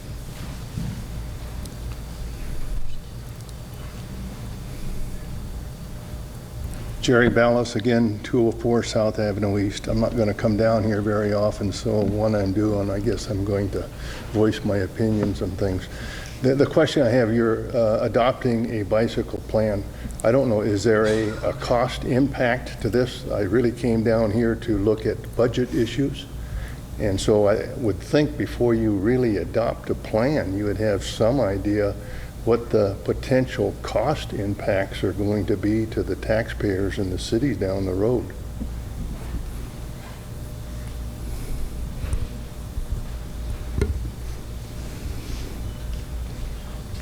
Yes, sir. Jeff from Fort to Franklin neighborhood. I would just like to thank the City Council for considering this plan and for the work the city put into the plan. I am a bicyclist. I biked here this evening. I would also like to express some hesitation because I read the plan and I did not see the long-term budget implications or the impacts in the plan. But overall, I would assume that would be within the budget of the department that is submitting the plan in general. But thank you for considering it. Thank you, sir. Anyone else on the resolution? All right, with that, I will close the public hearing. Are there questions from council? Mr. DeBari? Two questions from Mr. Wilson. One would be to address the question that Mr. Reese had about, and others, about funding for implementation. And the second question is to share some of the information, if you would be so kind, that Mr. Moore had asked about last week about use of the bridge. Sure, yeah, so I'll start with the funding implications. It's a little bit hard to project. Currently, there is no dedicated funding for bicycle-specific infrastructure, at least at the city level. At the MPO level, we do have funding sources that we look at. Some of them, like the grants that we apply for transportation alternatives, are specifically for bicycle and pedestrian, and that's set at the federal level. So we go after that money. That's one way that we would anticipate implementing this. So as it stands right now, I don't know that I could say what the budget implication would be, considering there's currently no dedicated funding source for this. So a lot of the plan is looking for ways to be cost effective to get these improvements done while we're doing other projects, so they don't really add much cost. Maybe that project has a little bit more, but not substantially. But again, it's hard to say. To address the comments on use of the bridge, so we did install an automated bike ped counter just on the post-siding road side. So that's at the southwest side of that bridge, in between the bottom of the bridge and post-siding road. And we're seeing on average, or it's pretty consistent, between 300 to 400 people a day crossing that counter. Days, especially on weekends when it's nice, you see as many as 600 or 700 people a day cross that.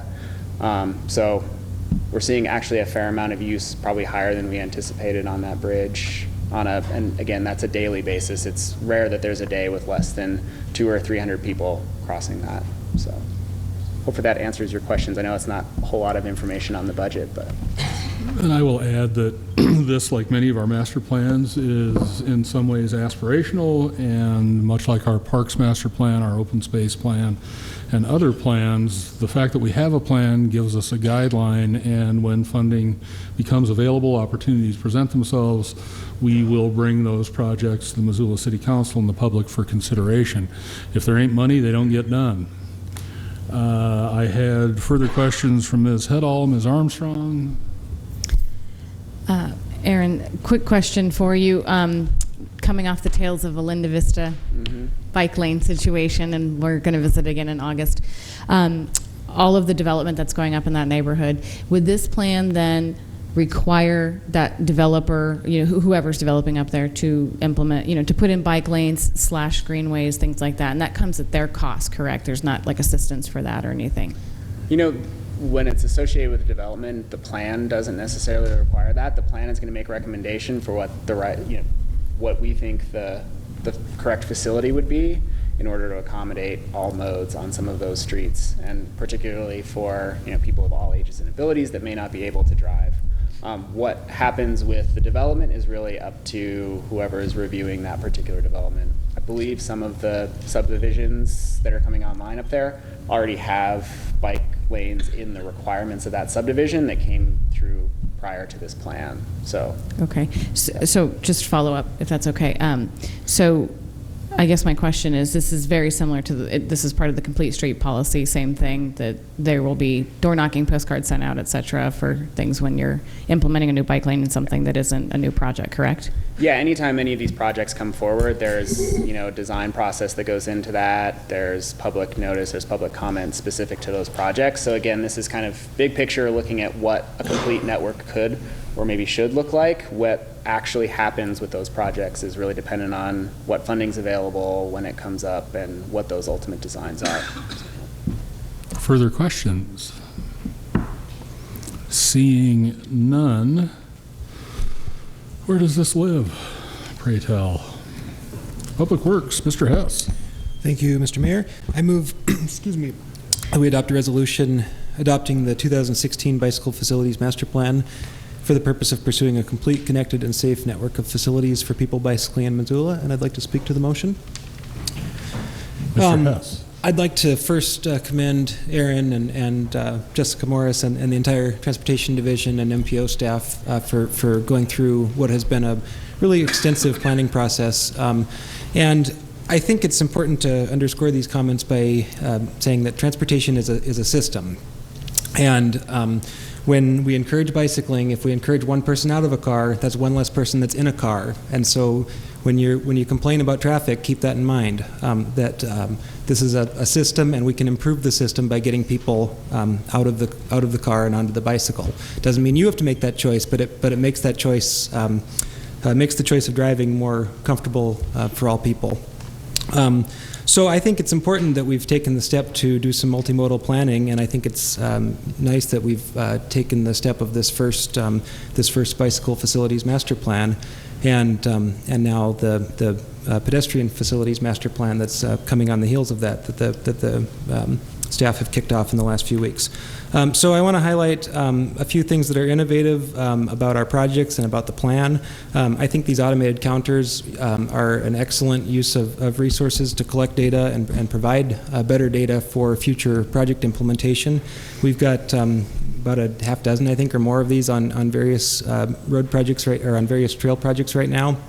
And just like we collect vehicle traffic data on our arterials and collector streets, we collect the same data about real-time usage on our trails, and it provides us with good data for planning. I was just in that system a moment ago, and the numbers are rosier than Aaron presented, even with our highest day being 811 users.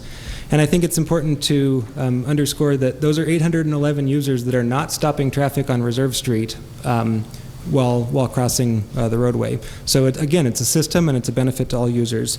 In this plan, we have the level of traffic stress analysis, which is an innovative tool. And we look at creating neighborhood greenways that create a low-stress network for all users. and get users that are not comfortable on the arterial, get them on the side streets, but promote a low-stress network all throughout the community. And again, it's something, as the mayor indicated, that we can implement as opportunity arises. So I'm proud of staff's work, and I'm proud to support the plan. On the motion, Mr. Wilkins. Plans are important. You got to plan whatever you're going to do. Doesn't mean you're going to do it. It means you're going to plan for it. I spent 3 years on fair board planning, trying to plan what the fair is going to look like. Though we got a plan, but we don't have no money for it or anything like that. So I just want to caution you, transportation money, if it can be used maybe to fix some roads, general fund money should be used to fix roads, potholes, and better plowing in the winter. And maybe kind of watch what you're spending on bicycles right now, because we've spent a lot of money on bikes in the last 12 years that I've been on council. And I think we need to spend more money on roads.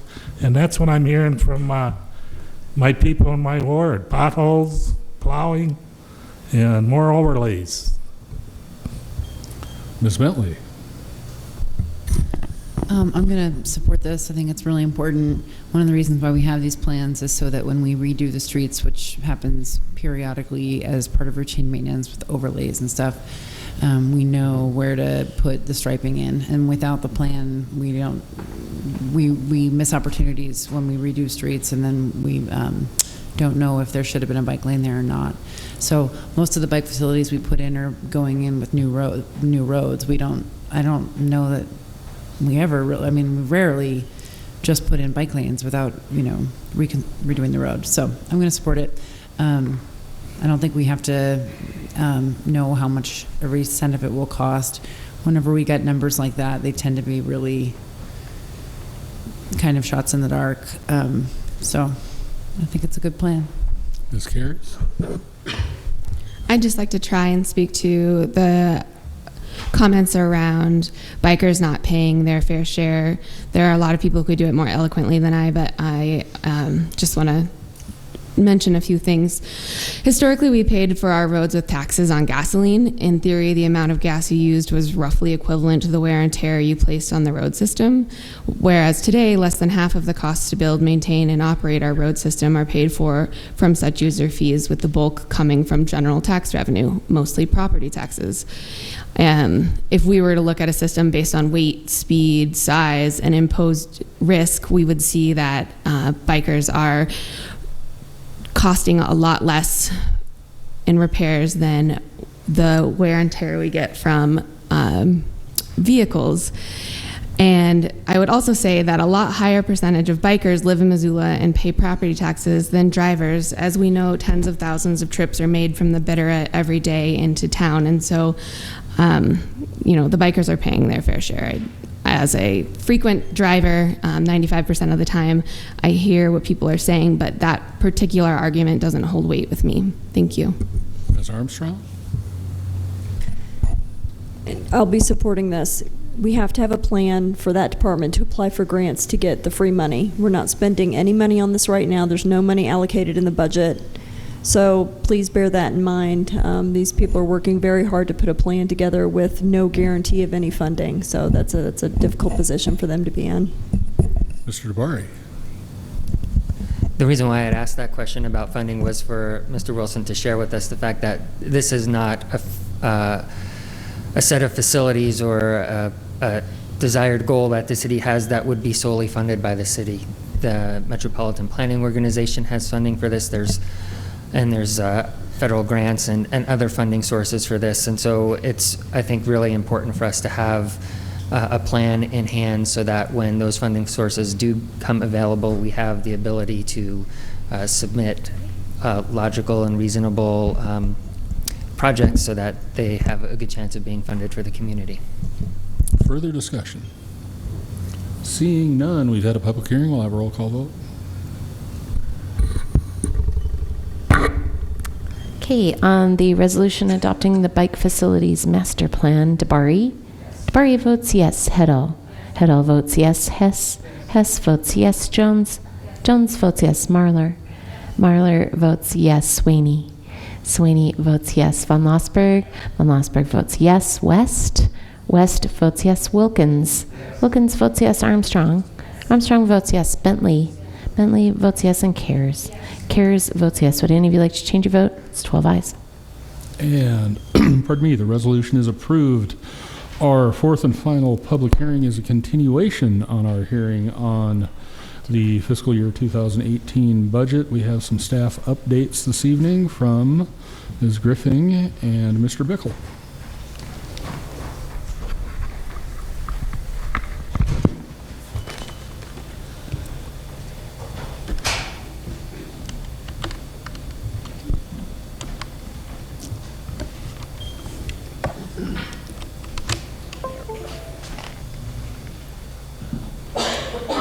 Thank you. With the mayor's permission, we're going to sit today to be able to go through the variety of slides for the budget presentation that we have today. I'm going to do a bit of a budget overview, and then Dale is going to walk folks through an average property tax bill, as folks have been getting a lot of questions about that lately. I quickly wanted to show Lee, we're having a little trouble hearing you. Thank you. Sorry about that. I quickly wanted to bring to folks' attention the changes that have happened to the overall budget since we met at BCAO last Wednesday. To the new requests and tax scenarios document, we've added projects that were requested and being funded not out of general tax increase, for example, from the utility, to the budget, as well as the BID increase, which City Council voted on at an A&F meeting last week. In addition, we drilled into the general fund non-departmental expenditures and found some expenditure reductions to the tune of $65,000, which was able to bring the estimated total tax increase under 4%, where it currently sits at 3.82%.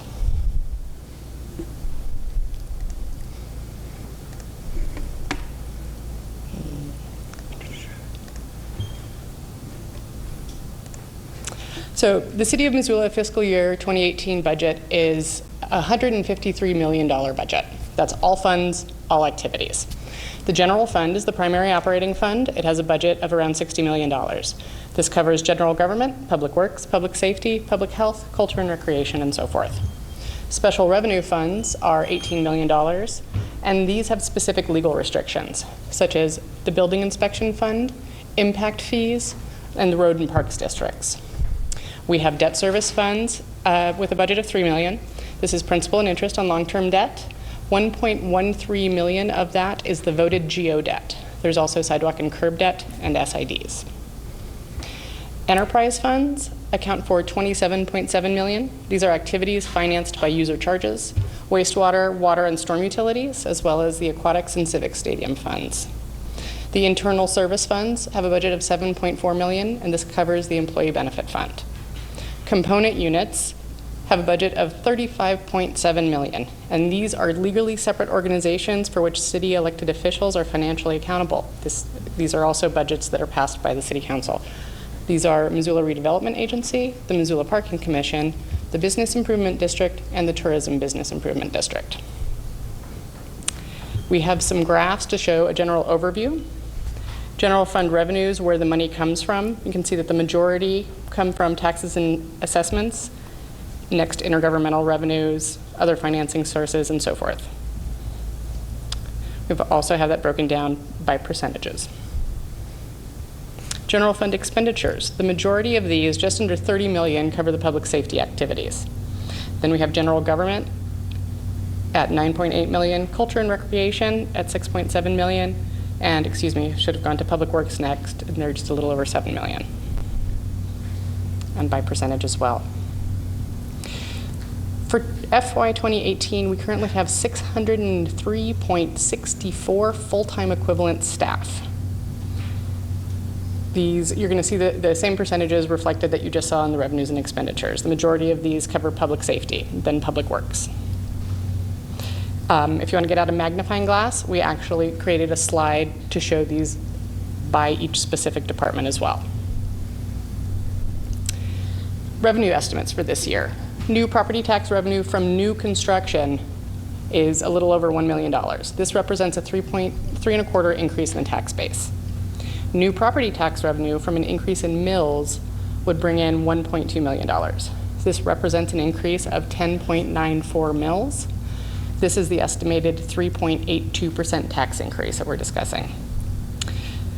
Other revenue estimates are essentially flat. These are licenses and permits, charges for services, and fines and surcharges that come into the general fund. What is a mill is a question that folks often ask, and it's a percentage used to calculate property tax on taxable value of a property. Millage means thousandth. 1 mill is 1/1000th. 1 mill equals $1 in taxes on $1,000 of taxable value. Some expenditure changes that we're seeing in this year's budget. A really large one under wages and benefit changes are the union contract increases. City Council approves these negotiated agreements approximately every 4 years, and the increase for 2018 comes in at $922,000. Non-union wage increases are at $315,000. The health insurance premium increase of 5% is $326,000. We have a column in the new requests document that is approved new requests defined as required. These cost $232,805. These are those contractual requirements and agreements, including health department funding increase, utilities for the evidence facility, the victim witness assistant for Marcy's Law implementation, and so forth. Some new request highlights include, for the police department, the 2 new community service specialists to assist in patrolling new parks and trail areas and to help with quality of life issues, especially downtown, for $111,000. For development services, we're funding 2 new FTE to help maintain efficient permitting timelines in permits and inspections for $134,000, and an additional planner 3 to assist with new long-range planning efforts for $71,000. We're also funding Public Works request for a street assessment pavement condition evaluation for $75,000 in this year. The operating budget is pretty flat this year, but a lot of exciting things are happening in the capital improvement program. These are citywide projects funded through a variety of sources outside of the regular operating budget. The police evidence facility renovation is $2.5 million. Development services is projects are Craig Lane roadway improvements, Orange Street to Hickory, the Van Buren Street construction phase 3, South Avenue reserved to 36th Street for $1.7 million. This one is particularly interesting because it's eligible for the new gas tax revenue. Parks and Recreation are undertaking Jeffrey Park Phase 1 in the Linda Vista area and Syringa Park in the Rattlesnake area. In Public Works, each one of their utilities has a lot of projects happening in there, but particularly the Stormwater Facilities Plan, the Wastewater Biogas Electric Generation Facility, and the Water Utility Capital Plan for $5.5 million. A simple property tax calculation. The Montana Department of Revenue is responsible for determining the assessed market value and the taxable value of each property in the state. So if we took an assessed market value of $250,000 and multiplied it by the tax rate of 1.35%, we end up with a taxable value of $3,375. And that is the figure that the millage is applied to.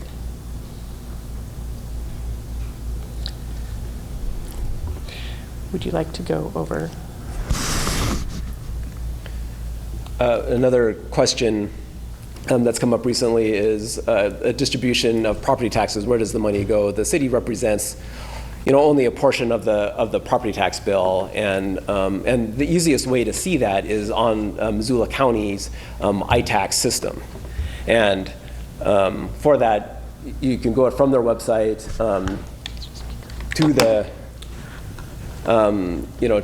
to pay taxes on their website. Scroll down to ITax, and it'll ask for a tax ID. By coincidence, I have a tax ID number for Mr. John Engen. And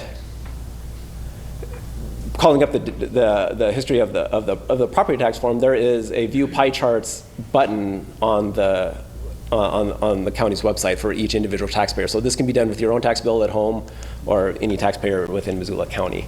What this does is it instantly provides a pie chart breakdown of where where the taxes go and by jurisdiction. So in this instance, the city's tax bill represents 30.7% of the entire tax bill. County is 20%. Local school mill levies is 33%. Special districts, and this means districts such as Mountain Line or the Water Quality District, represent 4%. And the state mills that fund statewide equalization and the university system is at 10.9%. Scrolling down through these pie charts, the county provides breakdowns of each individual jurisdiction as well. So this is the distribution of the city of Missoula's, the 20% we saw in the last slide, or the 30%, was, this is what this represents. It's, 90% general fund and 4% park district, 5% road district. And then the other jurisdictions are included as well. This is the tax distribution for Missoula County by individual fund. This is the breakdown of school district, and it'll be with whichever school district you reside in as a county resident. This is for Missoula County Public Schools. Distribution detail for the special districts you see here, Mountain Line, Urban Transportation, and the Water Quality District. And finally, there's a conglomeration. Oh, this is the state. I'm sorry, I forgot about the state mills. The particular mills that are on your tax bill related to the state mill levies. And then finally, a very detailed breakdown of all of it together, and you can identify a particular amount by in your tax bill of where that particular dollar is going. And so we wanted to revisit that slide for your interest there. Thank you both. And with that, we will continue our public hearing. How many people, by a show of hands, would like to speak to the budget question tonight? All right, so if you look around you, you'll see there are a lot. And so I'm going to hold you to 3 minutes this evening so that everyone has a chance, and we can do this while council members still have capacity to listen. And please step right up.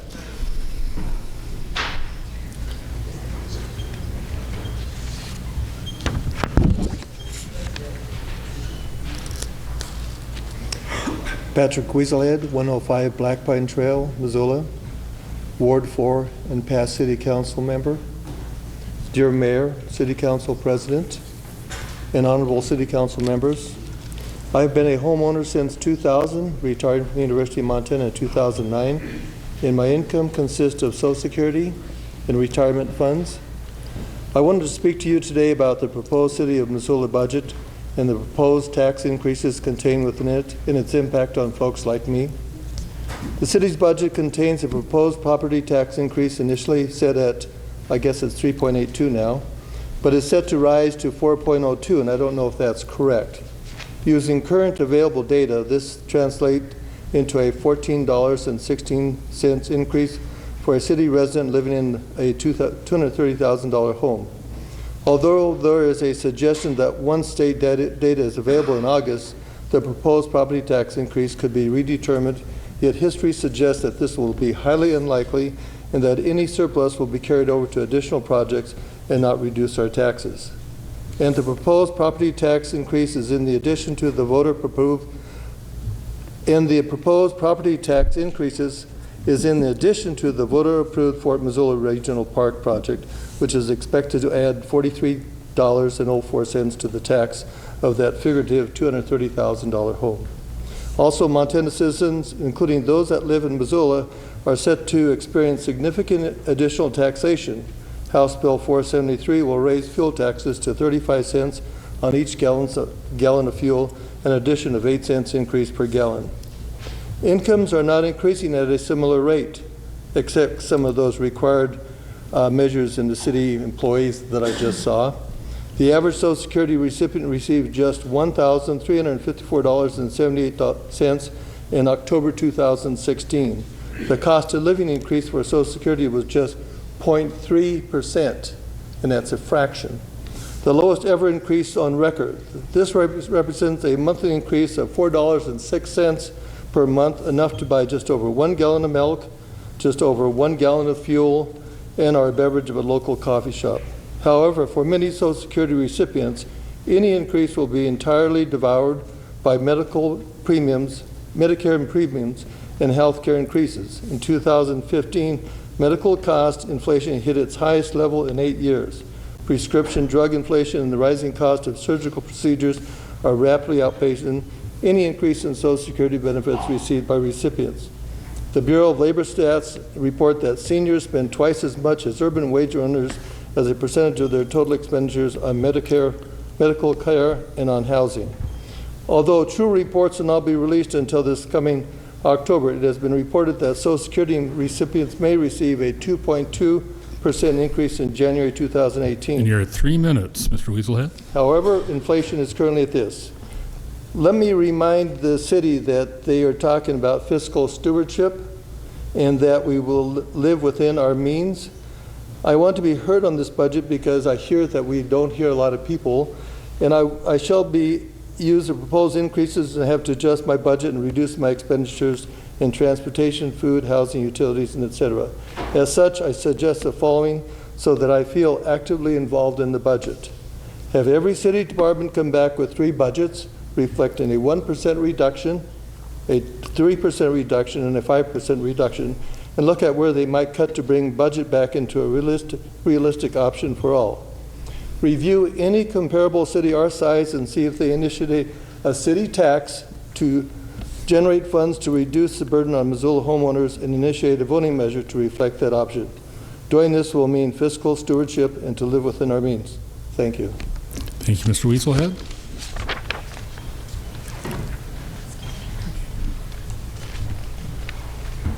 Mr. Reese. Yeah, Lewis Reese, 4100 Mullen Road. I just have a few comments. First of all, I'm here at the request of Councilman Wilkins and the other members of the City Council that said nobody ever comes to talk to them about things. So I thought I'd pop in here. It's been about 30 years since I've been involved in municipal finance, but at one time I was pretty up on it. I've noticed that your budget items, I don't quite understand how you worked your water acquisition. From my understanding, you spent maybe $5 or $6 million in lawyers' fees, and I don't know where that money came from. I don't know if you'd budgeted that amount of money ahead of time or you had a reserve fund that you tapped to get that money. But I'm hoping that when you pass your bond issues for it and you sell your bonds, that money, whatever it is, however much you need, will be put back into those, if that was taken out of a surplus fund or some other general fund items, because now that has become an enterprise fund, and as an enterprise fund, that shouldn't be funded out of the general fund budget. So I'm hoping that's what happens there.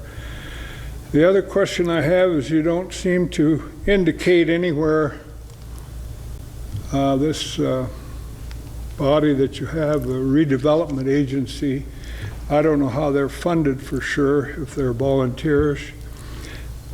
Your tax increment financing is a concern of mine in the sense that originally was set up for blighted areas, and that money should be allocated to those areas that are blighted or for the good of the public. I think you've done a great job in maintaining your downtown with this tax increment program. But I question the last one you used on the Southgate Mall project. I didn't really see anything blighted about that area.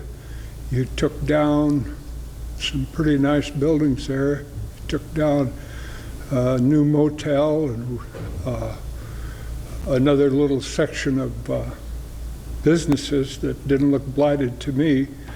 So I'm just not real concerned as to what your purpose was in that one. However, the other thing that bothers me on the tax increment finance, it's my understanding at one time that when you passed those, they had a 20-year life. Most of them had about a 20-year life. And every tax improvement, say the district was worth $1 million and it increased to $1.5 million, it was my understanding that $500,000 extra went into your tax increment district in terms of using that money for further development. And so that tax money is not going to come into the general fund unless things have changed for another quite a few years. And it really doesn't benefit the community in the sense of the rest of us that are living on the outside here. Our taxes keep going up, but you've frozen the tax base in these tax increment districts, and I don't know how long it's going to be before that money comes back into the general fund. And that's a concern that I as a taxpayer have, and I think that's probably maybe the input you wanted from the public. Thank you, sir. That's all I have. Thank you. Yes, sir.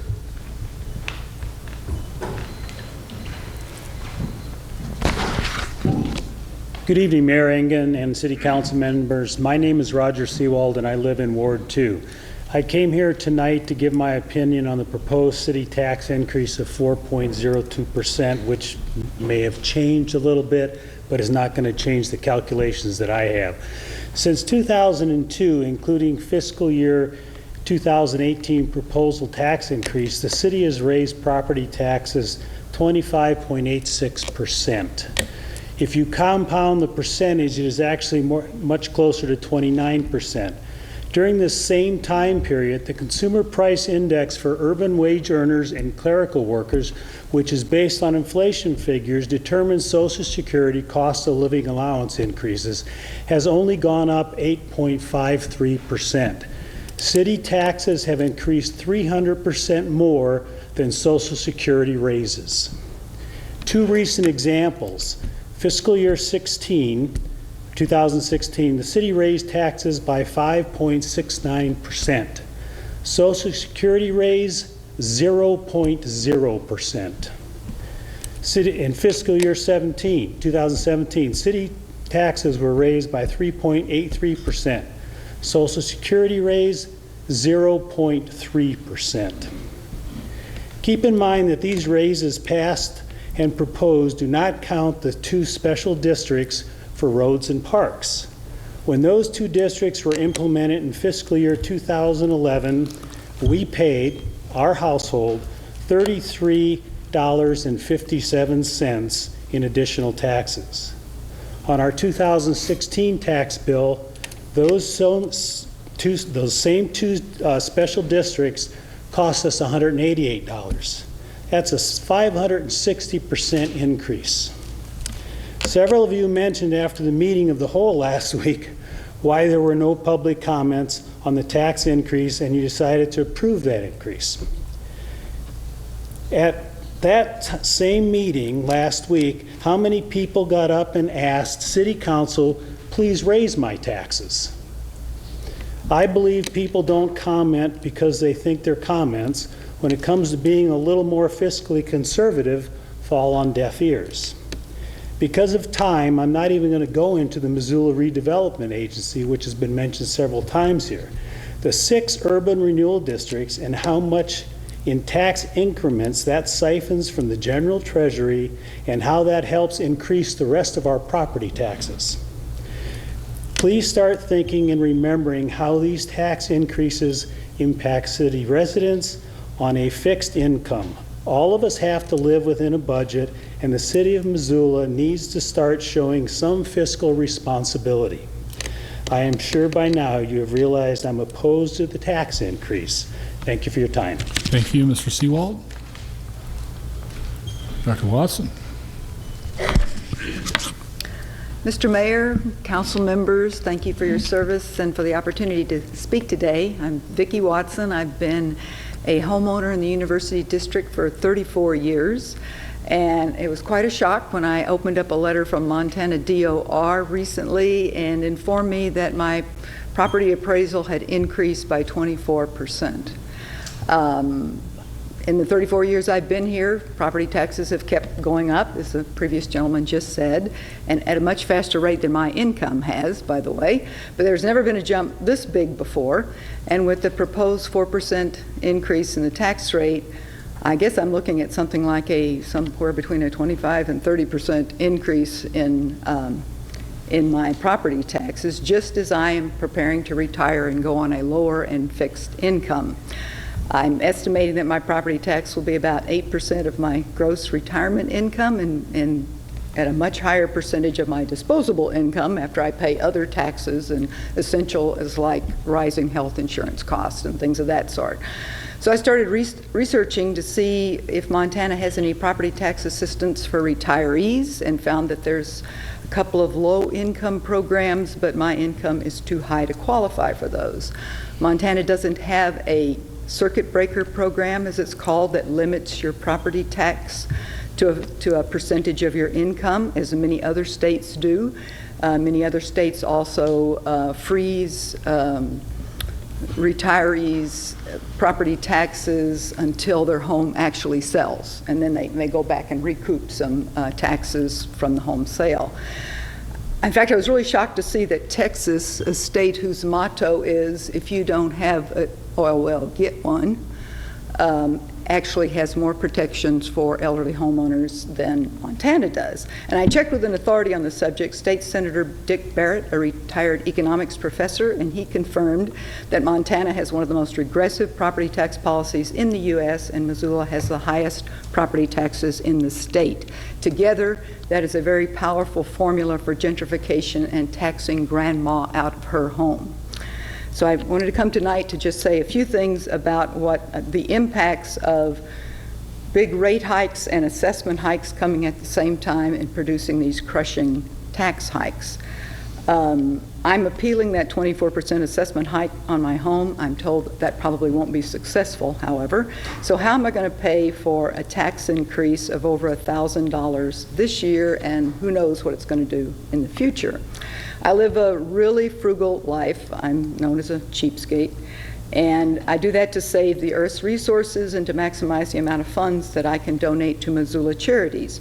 So since I have no luxuries to give up, my increased property taxes are going to come right out of my donations to Missoula charities. So, and I think a lot of people are like me. They live frugally, they give generously, and now as property taxes go up, we can't give as generously as we did in the past. So others have spoken to their thoughts about how to reduce the tax rate increase, their concerns about TIF projects and so on. But I was just going to say a little bit about what I'd like to see the City Council do about Montana's regressive property tax policy. We're at about 3.5 minutes. Okay.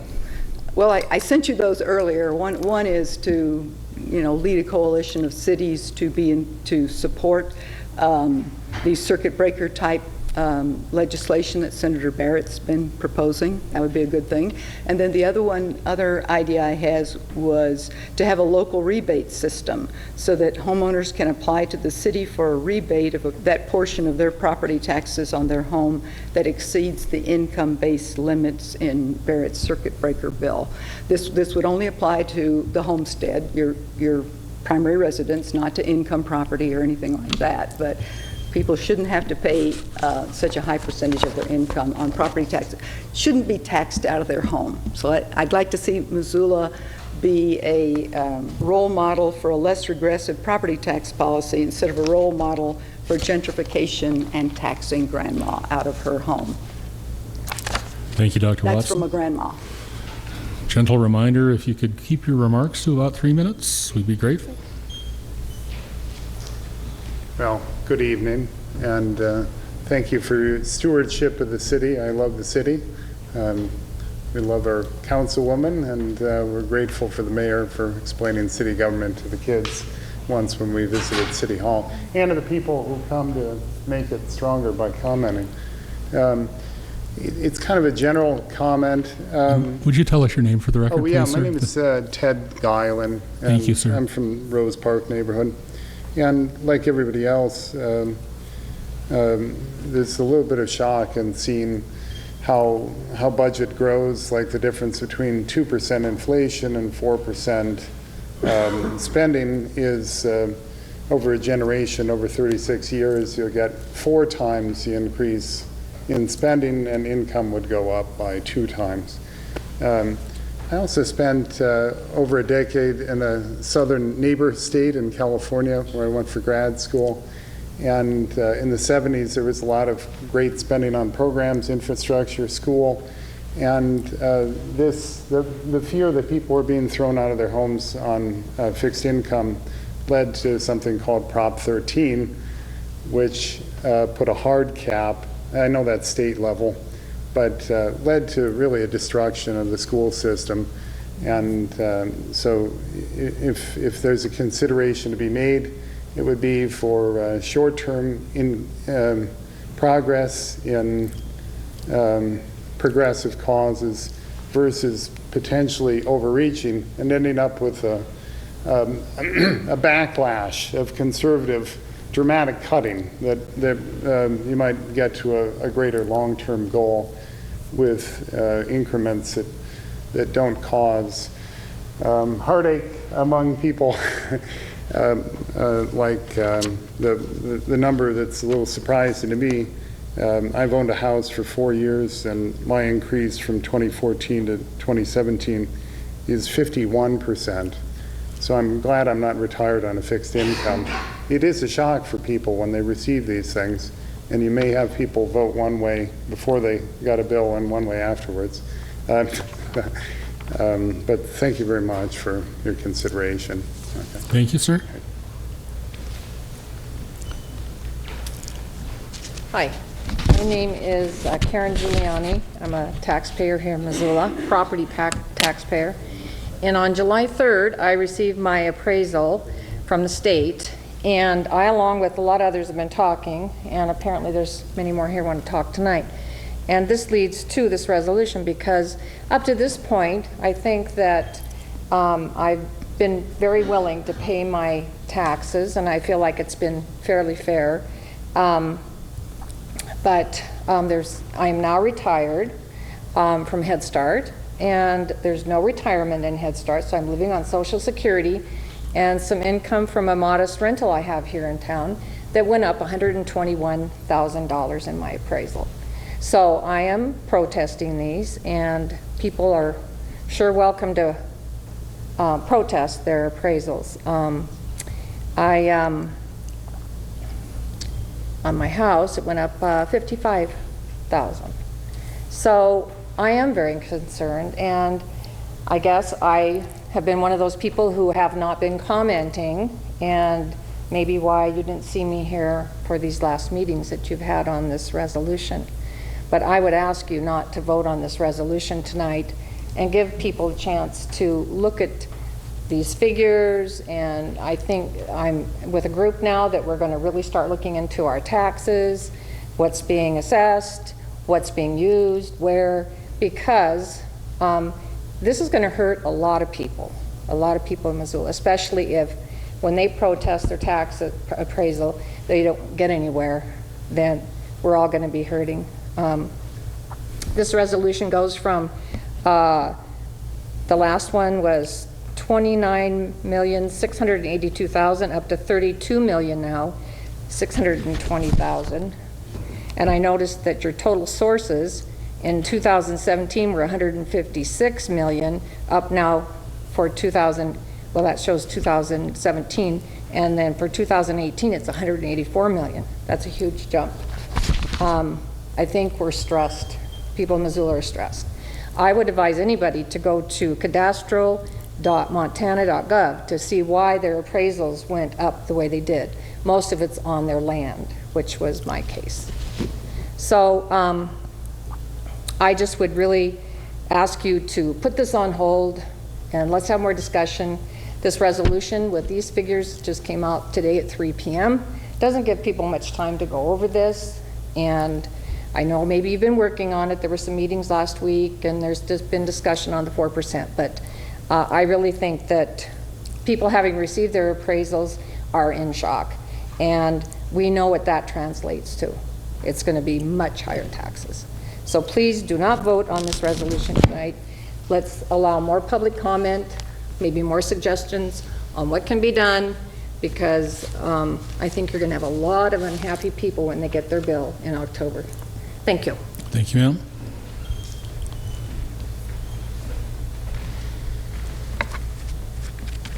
Hi, my name is Brace Hayden. I'm a North Side resident, and I've been a homeowner for 12 years now, and I have a rental as well on the North Side, and I work at a small business in Missoula. And as you've heard from just a couple folks before me, I'm also opposed to the recent property tax changes. And I understand that we have 72,000 people here in Missoula, and not all these residents pay their property taxes, but those of us who are paying the property taxes, based on the information that I've been trying to catch up on here, as I'm not a finance fiscal type person, but I have big concerns about what we have in front of us here. And as the gal before me mentioned, it is stressful looking at increases in these taxes, and as you've heard, the 4% versus 25%, that's a big jump. And I really do hope that this vote will be delayed, and that we need to get this budget back on the rails here, as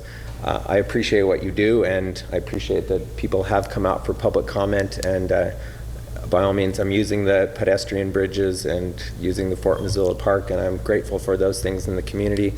But on one of the notions, I was just trying to get into the looks out of what is a change in here, and looking a little bit at health insurance premiums. And I know that Missoula City is not exactly doing Cadillac plan insurance for their employees, and what is 601 employees or something like that. But just looking at, if you are getting back into the nitty-gritty on the budget, what are other municipalities of Missoula's population paying?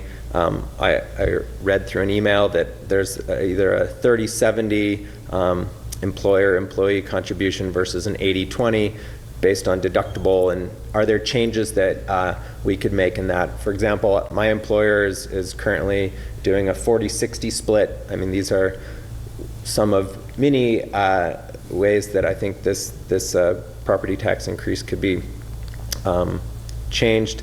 In closing, I'm opposed to this vote. I want more research given back to the Missoula constituents, and I don't think it's been fully absorbed yet, but people are, I guess, seeing the sticker shock of the current property tax hikes. So thank you for considering our input. Thank you, sir. Yes, sir. Good evening. I'm Ben Hart. I'm a resident of the Slant Streets. And unlike some previous speakers, I would encourage a no vote tonight on this tax increase. I personally feel like I'm a little bit upwardly mobile, finally getting ahead in life, and this is going to stress me out, and much more so my neighbors who are retired and who are on fixed incomes. I think that what we need to do in this city, really, voting no on this, but also starting to differentiate the urgent from the critical with in regards to budgeting. And I have a number of ideas for how we can do that. I think our benefits, insurance benefits, all of us on this side of the table, our health costs and insurance premiums are going through the roof drastically. And I think that all the city plans should have a benefit commensurate with the level of service and the amount of work that one does. So I would ask, maybe by a show of hands, anyone here work 40 hours a week on city council with the exception of Marion, of course? 40 hours? Does anyone commit 40 hours to city council? Point of order. Go ahead and make your point, sir. My point is that I have to work at least that many hours to receive any kind of health benefit. Yet everyone sitting on this side of the table receives an extravagant, some would say Cadillac health plan at our expense. So maybe some of these superfluous positions that we wish to create all over town, this and that, maybe some of these studies that we always seem to commission to some out-of-state organization to tell us more about what we don't actually want, maybe we can make up some of that windfall in labor with those extra 40 hours. Make this thing a full-time job. Make the work commensurate with the benefit, right? Or take the benefit away. Does that seem fair? It does to me. Thank you, Mr. Hart. Candy, Matthew Jenkins, 1211 Cooper Street. There's a term, it's cognitive dissonance. It's knowing what's right and ignoring it and choosing what's not right. I hate to inform Councilman Armstrong, there is no free money. Someone out there is taking their money to pay what you think is free. It's all taxpayers' money. In America, everybody pays taxes one way or another. And there is no free money. 6 years ago, we had an event that was directly involved the city taxes. And I have been, and I don't talk much about my personal life, but I've been going through hell for 7 years because of the city taxes. There is no free money. Most progressive liberals have this idea that there's free money, but it comes out of somebody's pocket. Until you understand that and quit your cognitive dissonance, this town will become a town of only single people. And I'm sure most of you don't think that's bad, because what's coming to Missoula and how you've changed Missoula is terrible.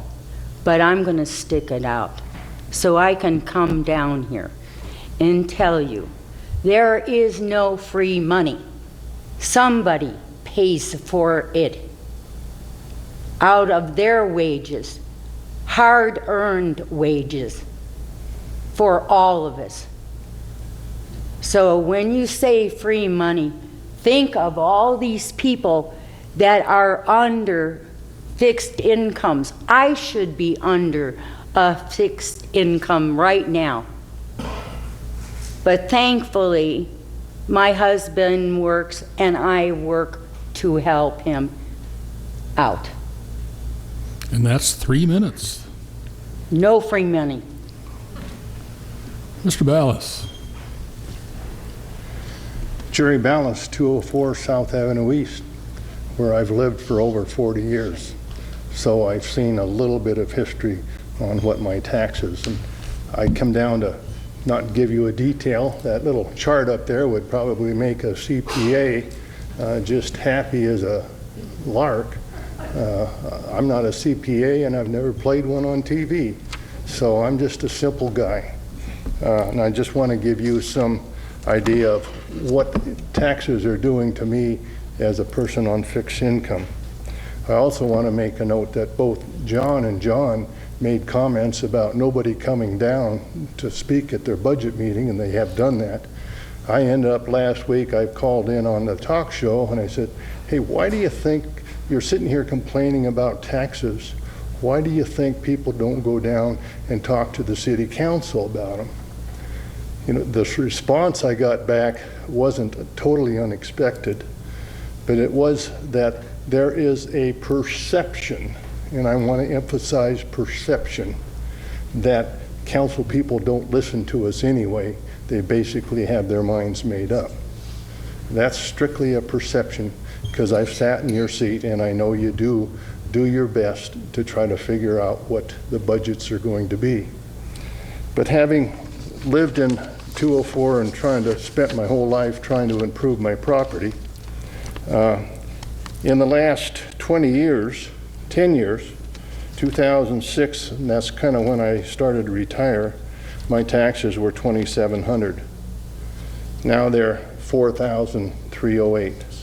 5 years ago, 2011, my taxes were $3,107, and now there's $4,308.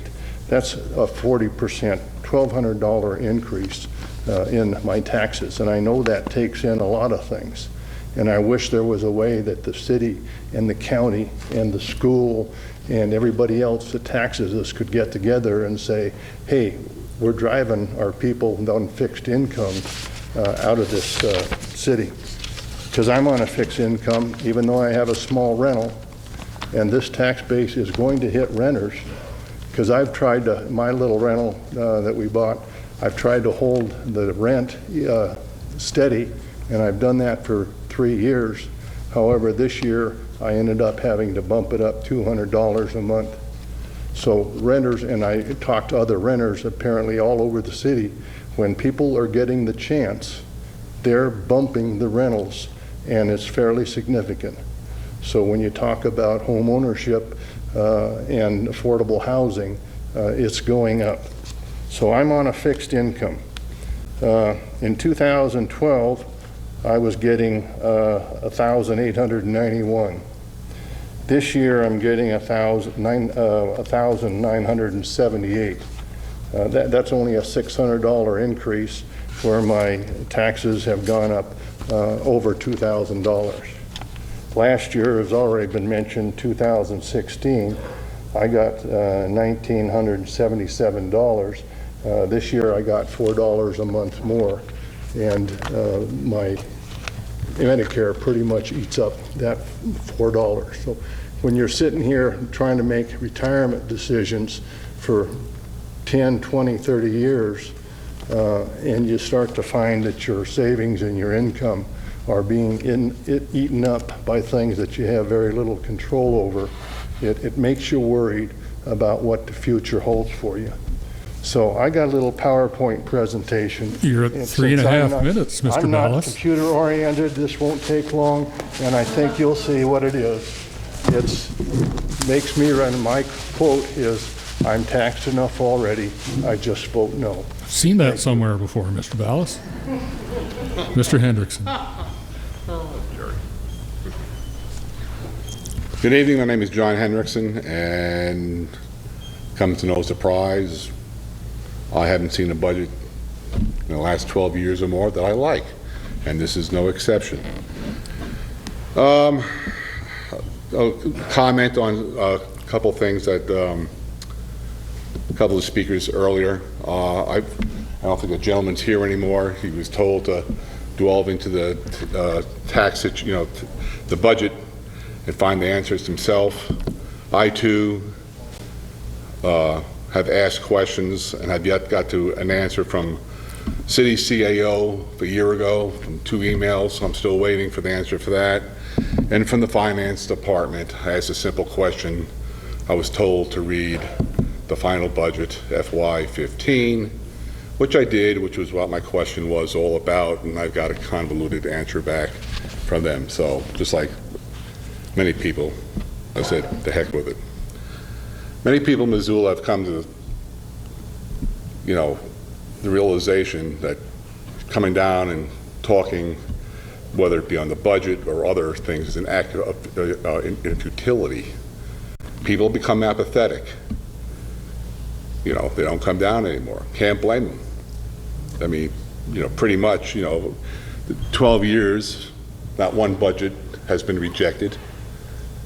You guys pretty much rubber stamp, and which is a sad thing. One of the speakers talked about health insurance or looking into the budget. Have any of you looked into the budget? consolidating jobs, 3 jobs into 2, outsourcing? I don't think so. Last time that was done, all heck broke loose, and that was back in 2009. So, you know, the other thing is, if you don't participate, you have nothing to complain about, and I agree with that. But I've taken a back seat for many years now on many things, because I know what the outcome is going to be, and that's an unfortunate thing, but that's the way it is. I've yet to speak to anybody who says, oh yeah, I'm getting big bang for my buck. My taxes went up $400, yay. Let them go up another $400 this year. You know, there are ex-council members, I don't know if he's watching or not, but you know, every time there was a budget increase, he would call me up, what the hell is going on? You know, people on fixed Social Security. You're taxing them out of their homes. Special districts. I would like for the Parks Department to come up and plow Grand Creek Trail once or twice in the winter time. You know, it's a backdoor way of supplementing the budget. And that's 3 minutes, Mr. Hendrickson. Thank you very much. Hello again. Just wanted to start off by, well, I guess I'll begin where I left off. I just noticed in the budget, and again, I'm in financial services, so I spend my whole days reviewing budgets of Missoula citizens and for Missoula businesses as well. So I'm pretty well versed in that area. And the first thing that kind of caught my eye was the city has a lot of departments that compete directly with the private sector. And I was just wondering if there's ever been a cost analysis done to see if maybe instead of hiring a part-time employee or a full-time employee, you could contract that out to a local business, and that would stimulate economic growth and I think help the overall economy while saving money, so that the city didn't have to keep a full-time employee busy. Next, I just wanted to talk about the fact that a large part of my practice involves working with retirees, and this is a point that's been reiterated over and over again, but I think I need to touch on it. I write for the Missoulian's Montana 55 magazine, which is a retirement magazine, and one of the hardest conversations I have to have with my clients is the fact that they're going to have to cut out some of the activities they've planned on their entire life, taking trips, visiting grandkids, buying grandkids toys, because their property taxes keep going up. There's a gal in my ward who she had to cut out her lawn mowing business and cut out donating to nonprofits because her taxes have gone up. And not only is a 73-year-old forced to mow her own lawn, but a local business lost a customer and a local nonprofit lost a donor. So I think that's something that I would like to see addressed. My next point would be, what is the, and this has also been said quite a bit, but what is the cost of living adjustment? What has that been for Social Security last year? And the answer is 0.03%. You guys are looking for a 3.82% increase in the budget. And where is that difference going to come from? Because the cost of living adjustment is not just meant to cover property taxes. It's meant to cover increases in health insurance, which I'm sure you all know is just astronomical across the board. And it's going up far more than the cost of living adjustment is accounting for. So that was one question that I had. Where's the difference going to come from? So just looking at this budget, if I was given a review to one of my clients and they asked me what I thought, I would ask one question to them. I would ask, why are you trying to buy a Lamborghini when you can't even pay the water bill? And I think that that case is made in this business because if you look around, there's a lot of economic growth going on in the city. There is the old sawmill district. There's a lot of stuff coming due. So where is all the tax revenue going? Is the tax base being captured by the urban renewal districts completely? And why doesn't the city decide to zero-base budget some departments and just find out where some of the waste is going? If you zero-base budgeted them, you'd be able to find out how efficiently they were running and then move on from there. I urge you guys to not vote today and discuss this budget a little bit further. And lastly, just to follow up on the couple of gentlemen's points who spoke. And you're at 3 minutes and 15 seconds. All right. I'll keep it quick, Mayor Ingen. So just to follow up, the two veterans that spoke, I noticed a couple of things that stood out to me when I've been going over the budget. There hasn't been a single cent allocated to veterans specifically, And I know that there is a new role for suicide prevention, but it's not specific to veterans. And Missoula has the highest veteran suicide rate in the state, and the state has the highest veteran suicide rate in the country. And I'm just curious as to why that has not been addressed and why we couldn't have thrown a couple of dollars towards it.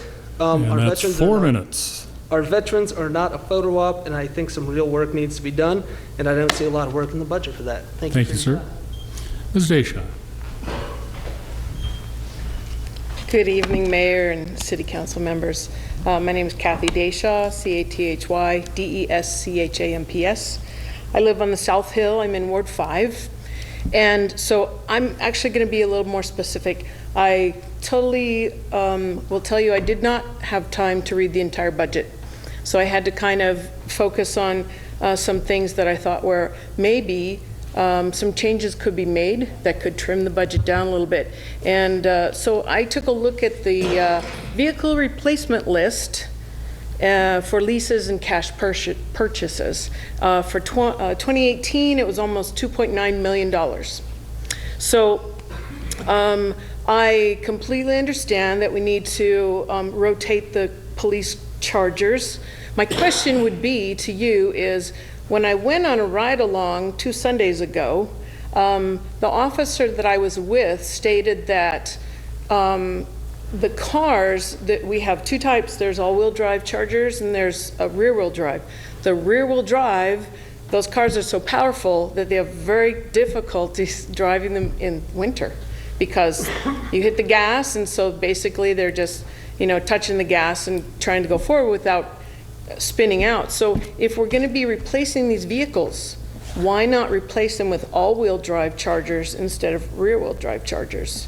So that was one thing. I'm looking at maybe there's ways to be a little more efficient in this. The other question was, I saw there was a want on there for 2 Go4 interceptors at $48,000 a piece. They each had 20,000 miles or less on them. I have a 99 motorcycle in the garage with 20,000 miles on it, and it still runs like new. So I'm not sure why we need to replace these 2 interceptors. That's almost $100,000 right there. The other thing, as I've talked to a lot of people, just in conversations, and again, you've heard a lot of folks talk about fixed incomes. So the reality is, honestly, my mother had to decide to stop buying a medication for my father to pay for the added taxes. And that is a reality for a lot of people that are on a fixed income. They're retired, they're elderly, and so they now have to figure out how they're going to pay for this. So Dad no longer gets a medication that he really needed. One other thing that I would like to address, and we've had conversations about this before, was the snow removal. We have 13 snow plows, we have 5 plows and sanders, but there was 3 times last winter when I had to dig the teenagers out of the snow. They were stuck in the snow on my street. It was so deep that I would literally have to take my own snowblower and clear out a path so that I don't get stuck backing out of my driveway so that I can get to the hospital at 5:30 in the morning. So I understand they can't plow right away, but they weren't plowed for days. So I would like to see more funds going to snow removal, street maintenance. Maybe we could suspend the leaf pickup program because honestly, by the time they get around, the snow has already fallen and the leaves are buried in snow. And we're about 3.5 minutes. All right, thank you for your time. Thank you, Ms. Desha. Yes, ma'am. I'm Chris Azatero. I'm Fort to the Franklin, and I have been a public servant for over 33 years federally, okay? And a lot of people always think we have a ton of money. I'm on a set wage, and there is no way, where am I going to pick up another $420 for just my property tax? We need to get down to basics. My wages are stuck, okay? I'm not getting an increase in a raise or anything like that, and you guys are the stewards of this city. And something, like a lot of these other people have pointed out, something has happened to Missoula where we're so concerned about the dime all the time that you're not even looking at the bigger picture of what you're spending it on. I want no for this because, frankly, I think we should all just boycott it and not pay. That's all I got to say, because it really, when it comes in the mail, I just want to say, what if we all didn't pay it? And let's see what happens. Thank you, ma'am. Mr. Culver. Hi again. After listening and everything, and I think, like, I believe like what everyone else before me, make it short and simple, but there has to be another way to attack this budget in a different way. Maybe a flat sales tax, 3%. Just different ideas, just trying to think outside the box. We don't have a sales tax in the state, but maybe a city sales tax, county sales tax, you know. Anyways, thank you. Thank you, sir. Yes, ma'am. Marlene Hutchins, 1500 Canabad. I just wanted to say that I have seen my taxes go up, and it's been doable until I received my little note in the mail this year. It's a big chunk of change. And if this lovely pie chart is going to be impacting what I just saw on that piece of paper, it's going to make me really sad.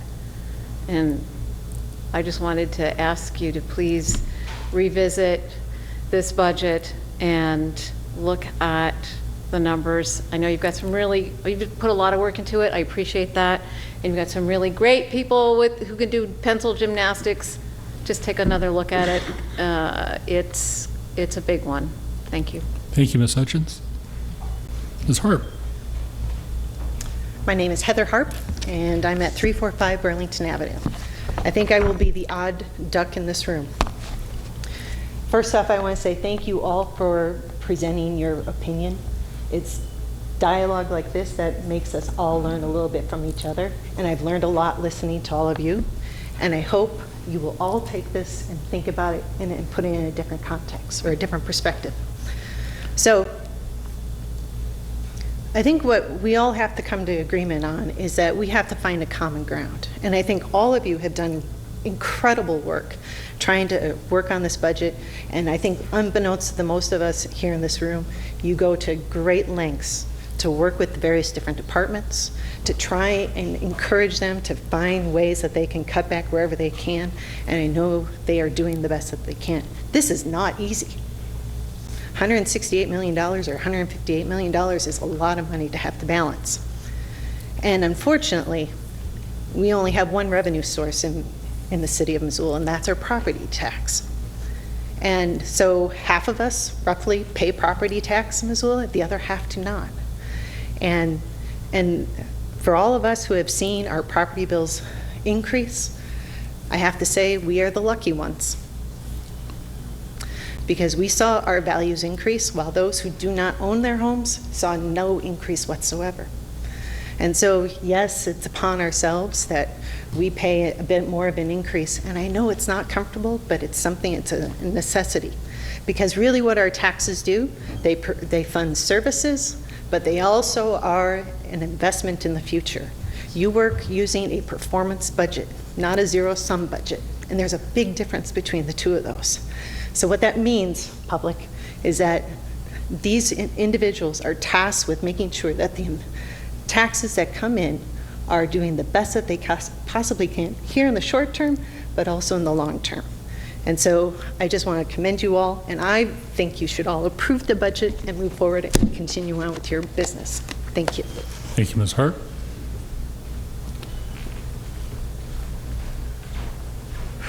Bob Moore again. Y'all probably getting tired of seeing me.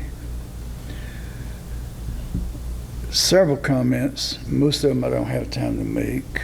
I agree with this lady back here, there is no free money. I think you run the city council and this city government as if there is free money. And in fact, there is free money, because all you got to do is write a check on behalf of the taxpayers. So to you, it's free. People have talked about the MRA.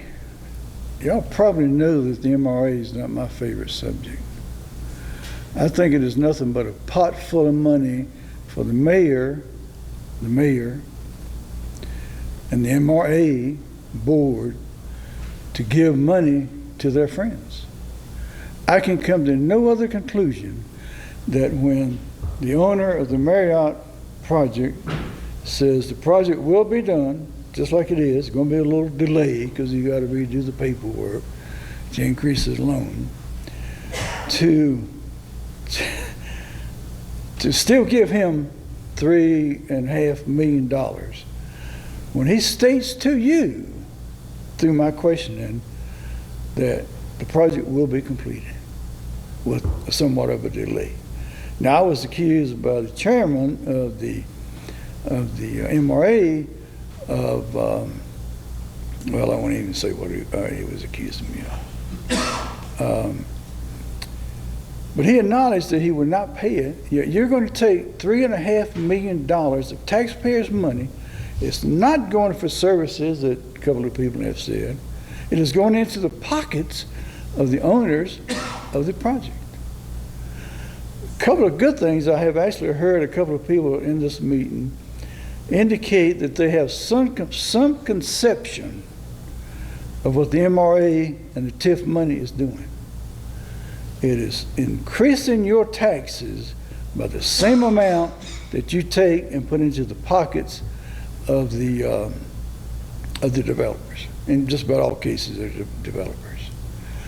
I would love to know why they have this program called the facade program, where I think the limit's $50,000. And if I heard it correctly, the MRA board suspended that.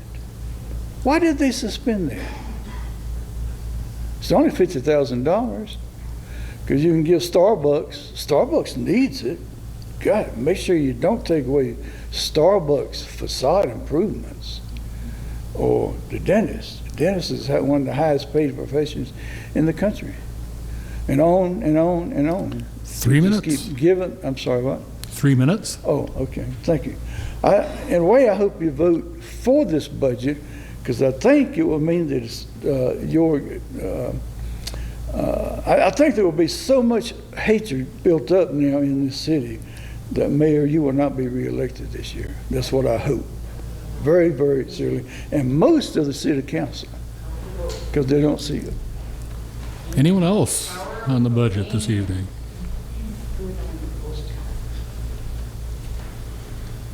Mr. Gilbert?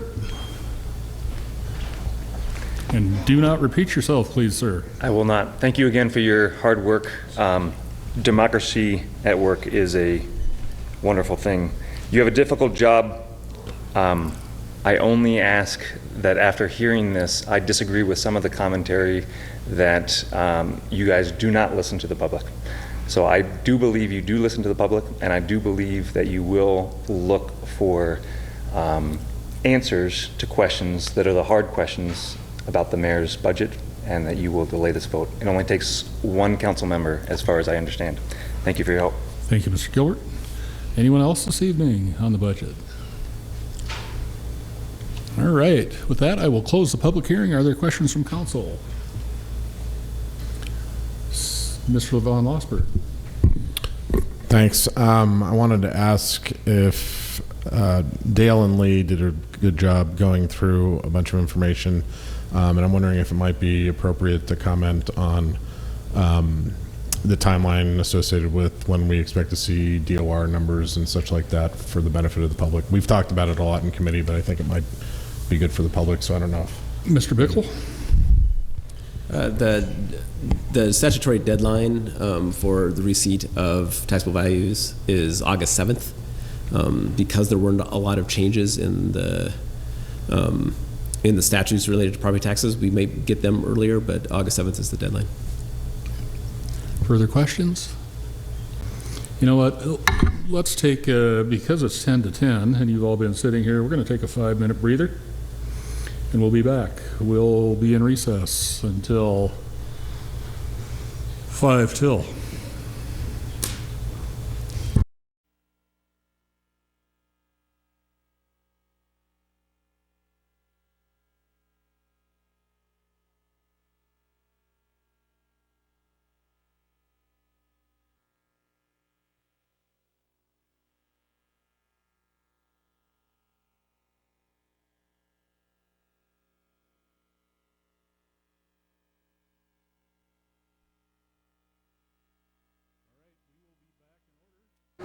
I think that's great. I do. How many are in the 4,100? 120. Over.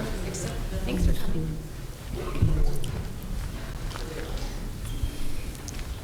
We are back in order. We have questions from council members. I saw hands, but I forgot whose.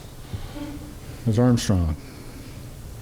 So I'll just reiterate what I said last year, is that my preference is to wait until we get the DOR numbers, which is in 2 weeks, before we make a final determination, but I will wait to see what other council members say.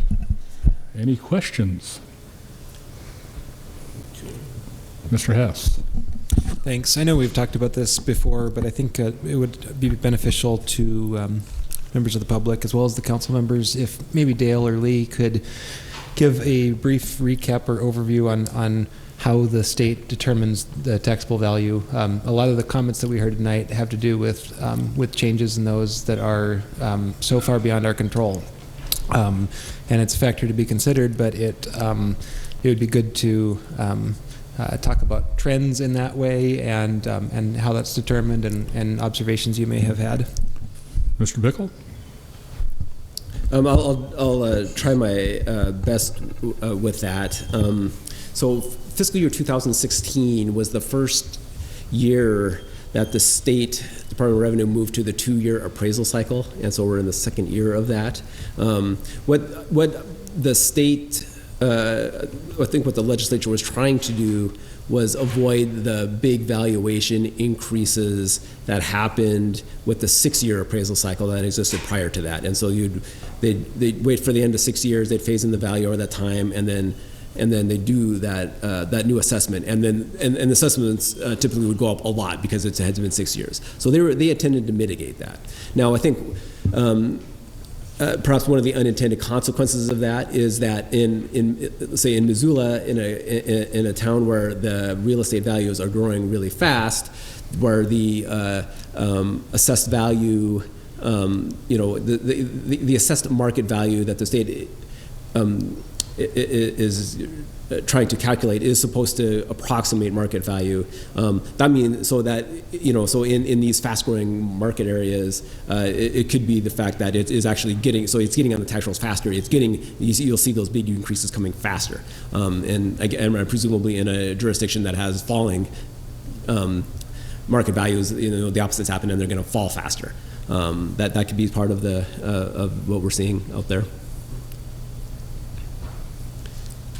Ms. Jones? On that same vein, Dale, if you could talk a little bit to the school bond, my understanding is that part of the $157 million school bond has been funded, and I believe is hitting the tax rolls this fall, and that is part of the increase people are seeing. And I don't know if you have any more information, but I feel like that's a valuable topic to incorporate into this discussion.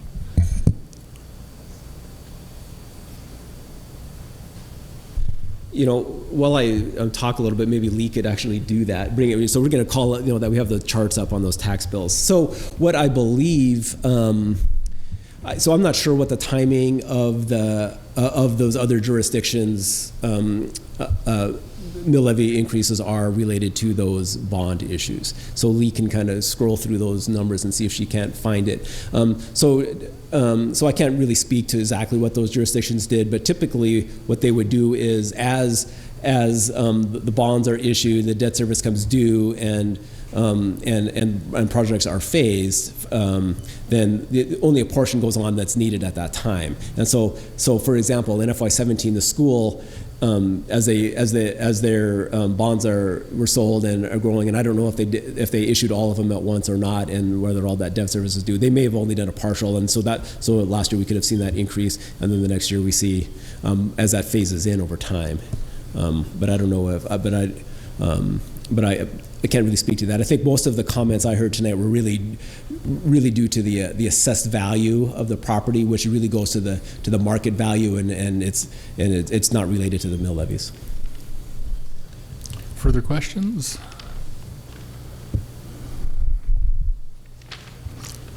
Ms. Karras?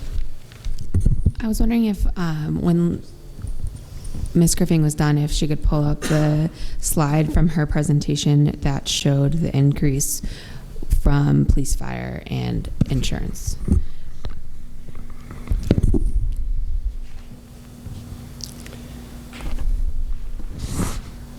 So I pulled up the school portion of this tax bill. And Lee, we're going to have you speak up a little bit, or?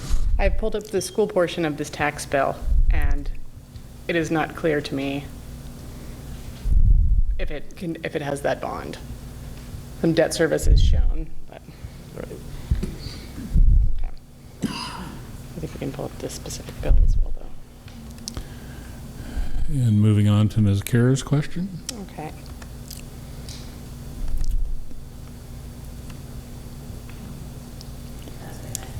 Do you have a question regarding the slide? Okay. Further questions? Ms. Sweeney?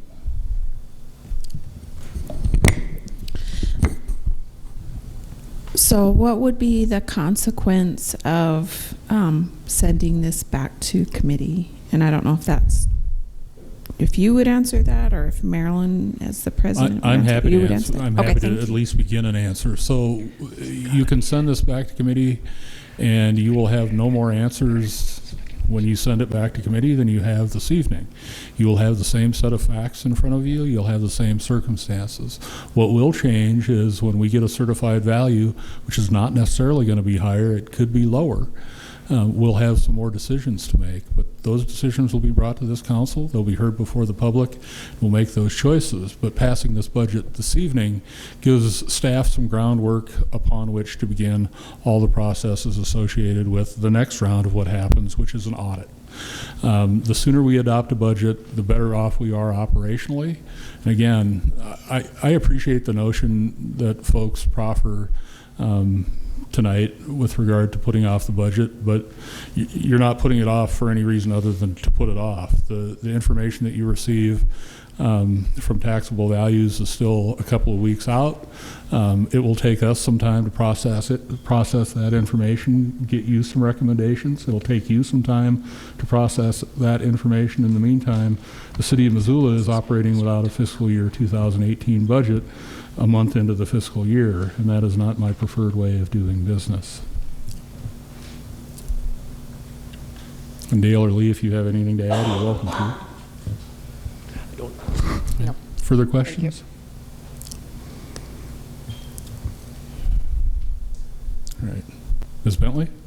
I guess I wanted to, you did a good job explaining, I agree that we're just sending it back to send it back. I don't see value in it, but I guess wondering if Lee or Dale, it's sort of going on what Brian was trying to pull out earlier, is that I think the point is that if whatever happens tonight, we're not done with budgeting until the taxable values come in. So, right? I mean, we'll continue to go. Can you explain that process to people so that folks understand? And I think that's what Brian was trying to get out earlier. So we'll receive the taxable values, we're assuming August 7th, at which time we will in fact be able to determine what the mill levy number should be. Then we bring forward a resolution to City Council to set the tax levies to cover the fiscal year 18 budget. We also do amend the budget throughout the budget year. So as other pieces of the budget might change, grant revenues are received, some other pieces move around, we always bring these back to City Council, have a public hearing, and amend the budget. But the first step is to receive those taxable values, set the mill levy, and adopt a tax levy resolution. Thank you. Further questions?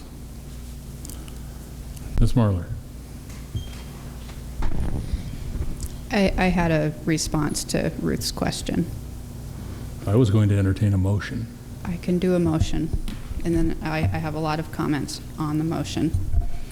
I move that we adopt a resolution fixing the annual appropriations in the capital improvement program for the city of Missoula as set forth in the fiscal year 2018 budget and capital improvement program, including the Tourism Business Improvement District Work Plan and Budget, the Business Improvement District Work Plan and Budget, and the Park and Roads District Number 1 Work Plans and Budget. And I would like to speak to that motion. Ms. Marler?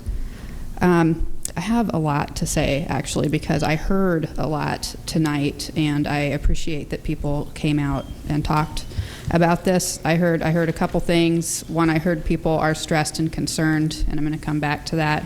To this point of, several people saying, let's postpone this vote or not, send it back to committee or do something that doesn't really help us. This is an artificial deadline. We have to have a budget. I mean, you have to have a budget. You can adjust that budget throughout the year, and we do. We work on the budget all year, not just for the last 2 weeks. We have department reviews in the spring and, partial year updates on how things are going. That takes weeks by itself, and then we've been working on the next fiscal year budget and New Year requests, which has been going on for almost 2 months. Already, Lee and I have set a date in August to have them come back and tell us what the information is from the DOR. So at that time, we can decide what to do. Is there going to be more money? Is there going to be less money? Is it going to be about what we decided? So, I mean, this is it's a constant project, and I don't expect all the citizens to know what it's like to serve on city council, but I mean, it's not, the budget is a really big thing, and it goes on all year. So I hope people stay engaged all throughout the year.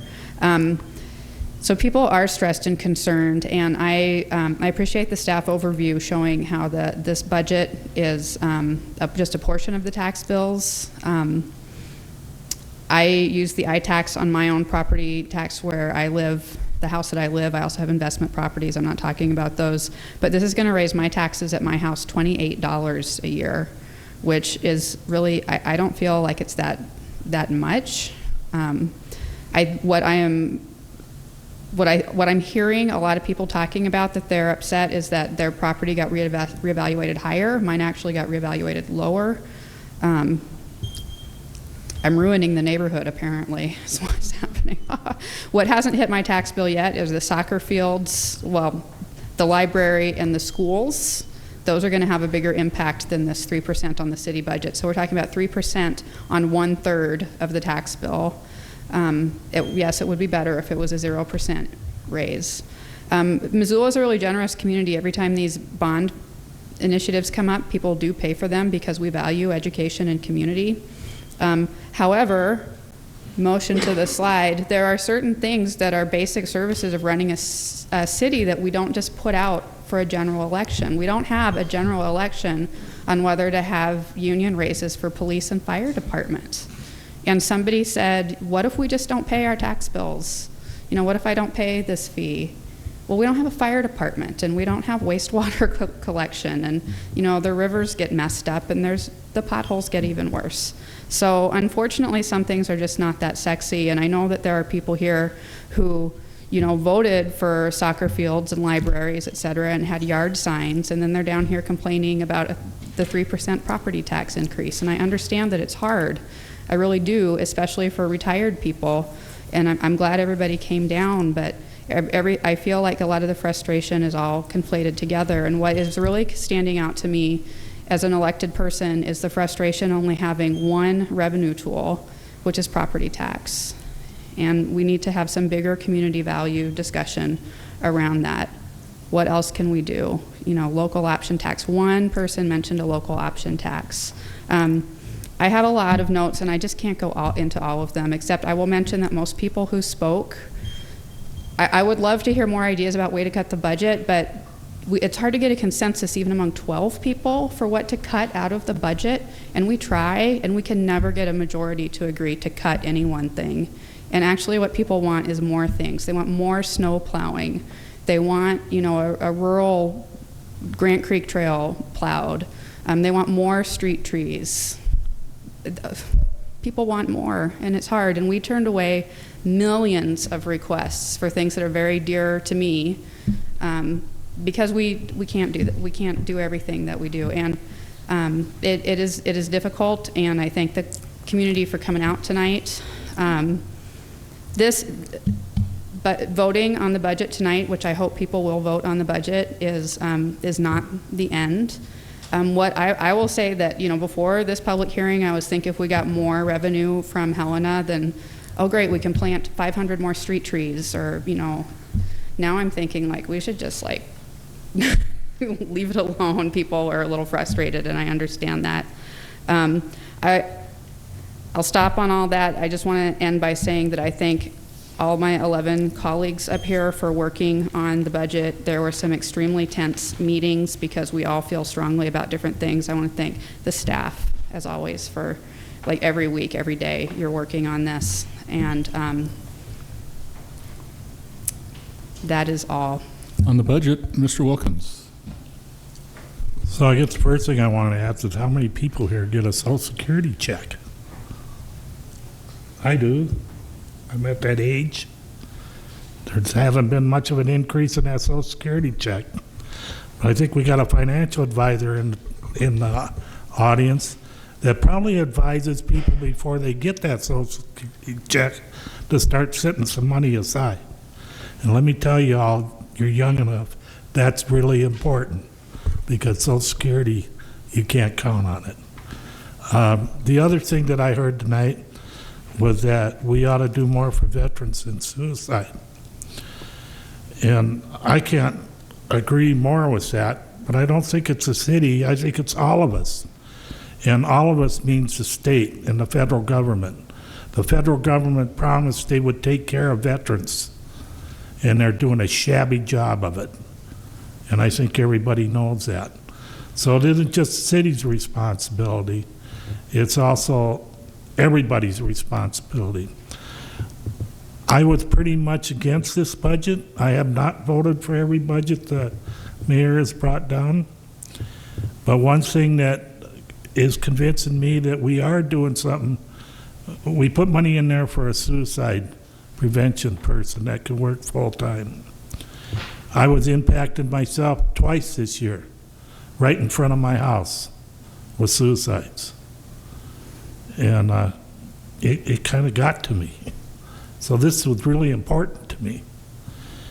And John, I would probably vote against it, but because of that reason, I'm going to support it. Ms. Jones? There's a lot of things I'd like to comment on, but I'm just going to take a few key items. And I appreciated all the people coming down tonight. But I'd like to point out that I hear from constituents throughout the year that they feel that they pay taxes that are too high, but I also hear from constituents throughout the year who want more services. Last year, during the budget, we had numerous people come in saying we needed more police, that downtown was an issue and we needed more police presence down there, and hiring 2 full-time policemen is very expensive, but we incorporated that in the budget last year, and then we added 2 lower-level community specialists this year. It's a basic public safety need, so we are dealing with a lot of things on those issues, and when people come in and voice some serious concerns, and there's many people that come in and ask for it, that's something that we listen to. But listening to all of the people talk here, I agree on many issues that were raised, but I think I would frame the issue differently. To me, this is a tax structure issue, which Marilyn touched on.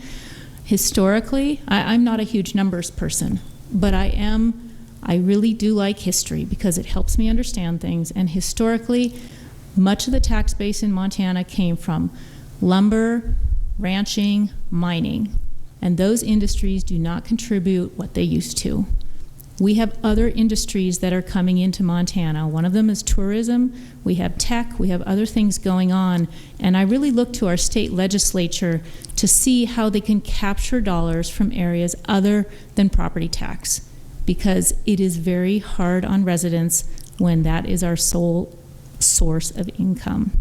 And that is a state legislative issue.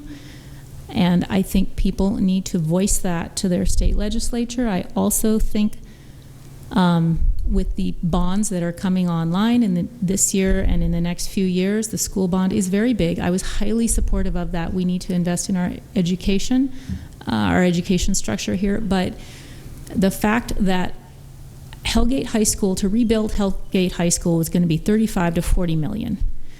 They didn't rebuild it, they kept it, which I'm grateful for that, but this is one school of 17. $23 million was allocated to Hellgate High School. They initially thought $13 million was going to go to deferred maintenance. It's $18 million to deferred maintenance. $5 million is going to upgrade technology, provide a safe entrance so that we don't have a disaster there or a catastrophe. What else is it? Complying with Title IX. They need to update that and maybe making it a nice environment, which frankly does help with earning. There's only $5 million going to that. The rest of it, $18 million, is deferred maintenance, and the fact that we have to pass a bond to bring our schools up to a standard level is, to me, a dysfunctional system that should be addressed at the state level. So that's just an example, and I'm very supportive of the school bond. But what about the communities that don't pass bonds for their schools? This should be decided on a state level, not in this bond format.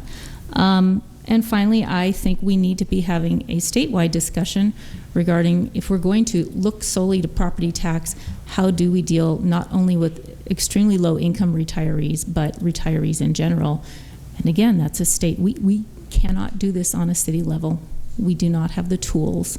So I hope that this discussion, I think it needs to go forward, but I agree with many of the issues. I just think we need to take a step back. We can't lose sight of the forest for the trees, and that's what will happen if we don't look at it at a state level. Ms. Bentley? Thanks. I'm going to be supporting the budget tonight in addition to the union increases. And there was a comment about comparing our city and police to other communities. And I can tell you that when I first moved to Missoula, we were training firefighters and city police officers here in Missoula, and they were leaving Missoula. We would pay to train them, and they were leaving Missoula because they were getting paid better elsewhere. Now we retain, we have an incredible police force and fire department because we work with them and we provide them the tools they need to do their job and take care of us so we can stay safe, and take care of themselves so they can stay safe. So that, in my mind, that question has been answered, and I'm proud to support them. And the other small things that are funded in this budget, which are really minimal compared to some of these other big items, but that I'm happy that we're doing because we heard all year about the issues.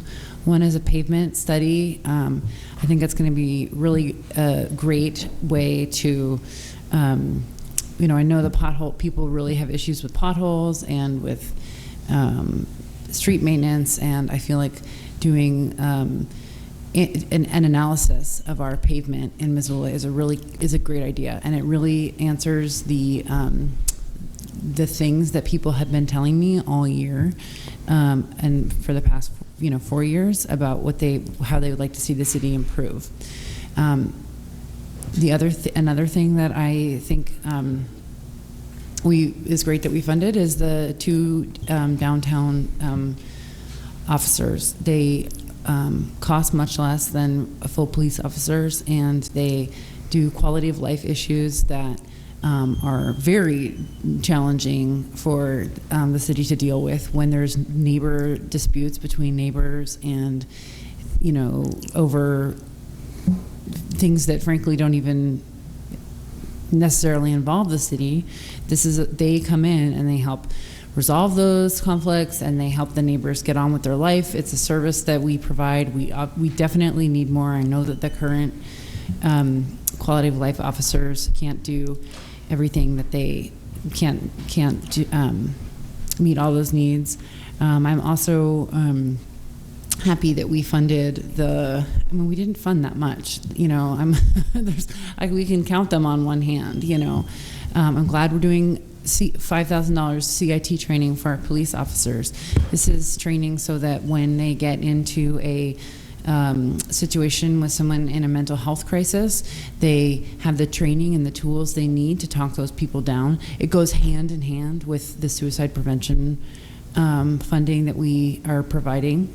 And then the two other things that we're providing are certainly impact our local economy, which is an engineer and a planner.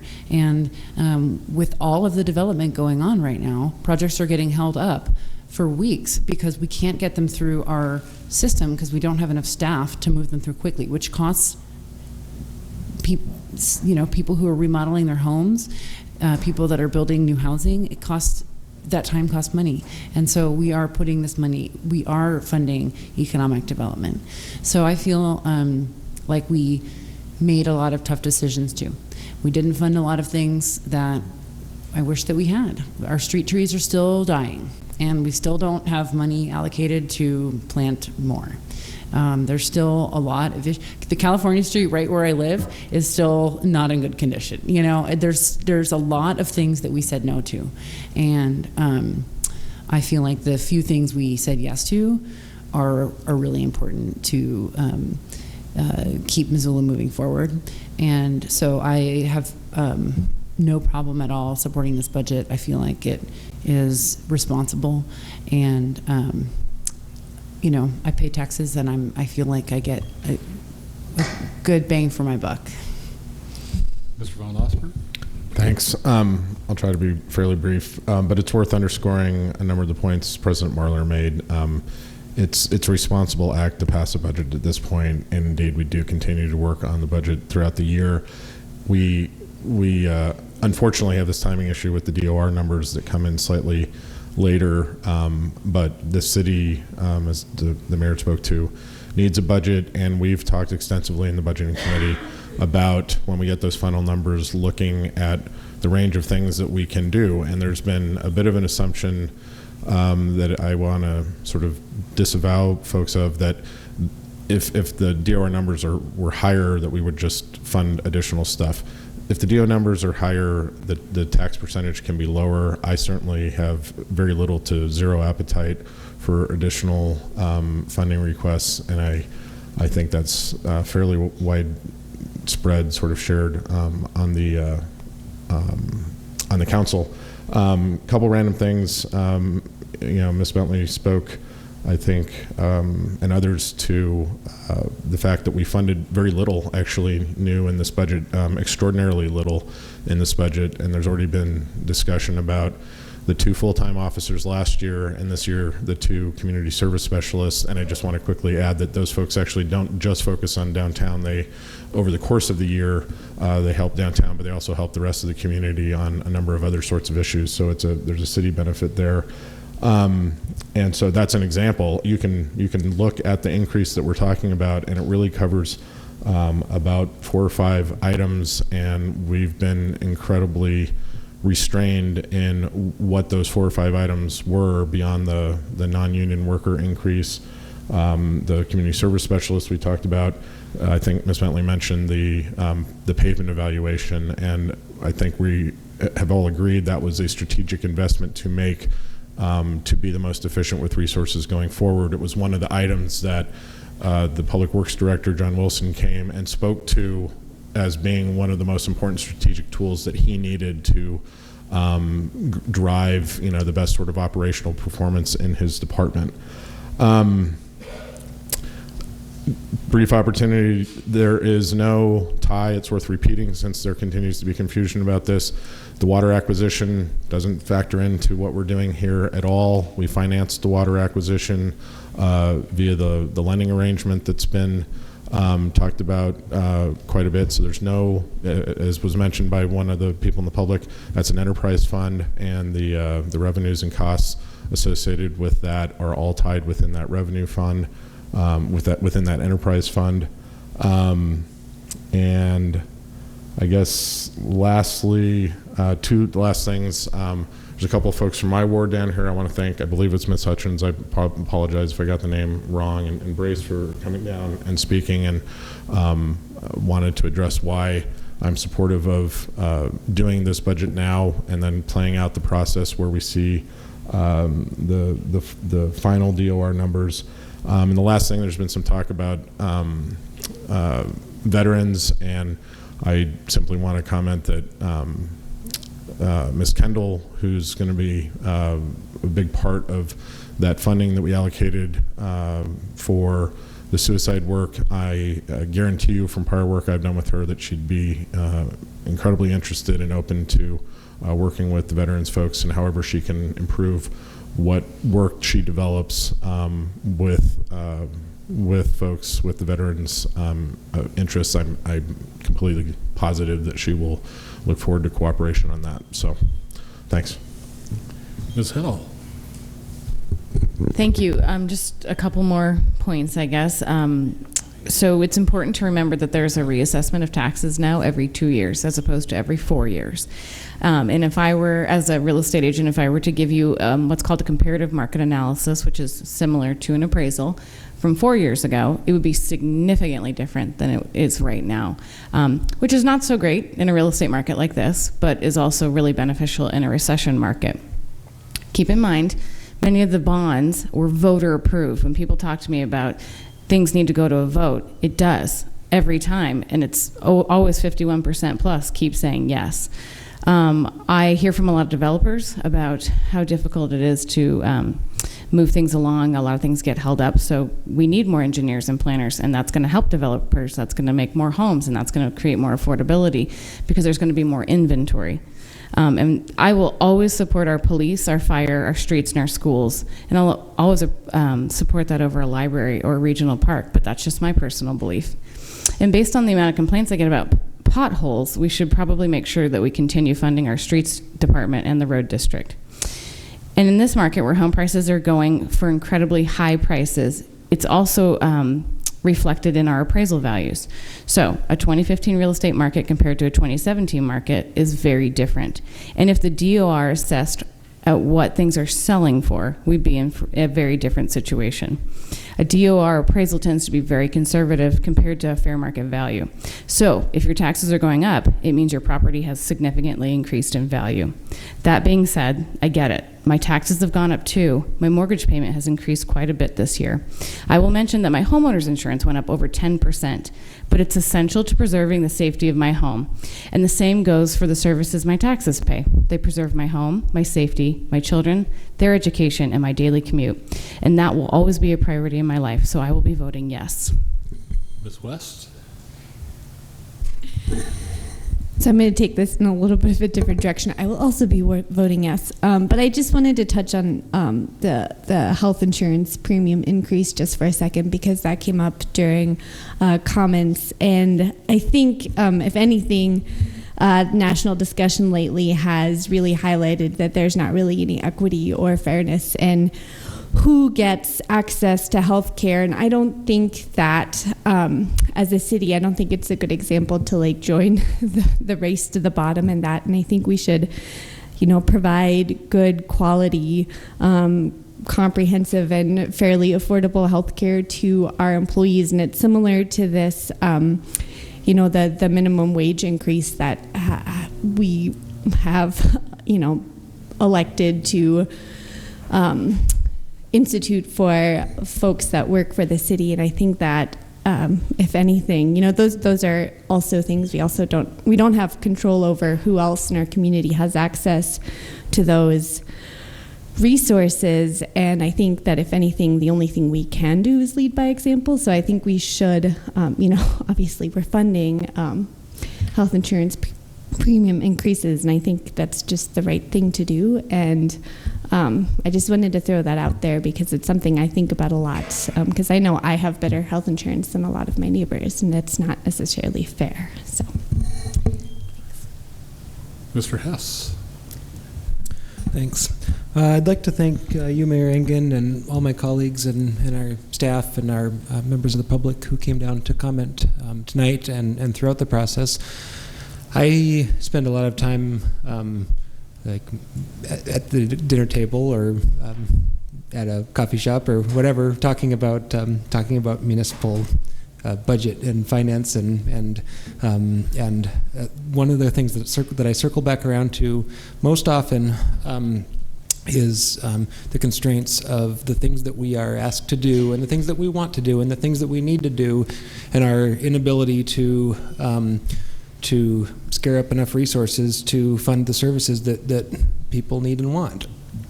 And it is very frustrating to have, an ongoing, frequent calls from constituents or frequent research of best practices in other communities or things that we know we should be doing.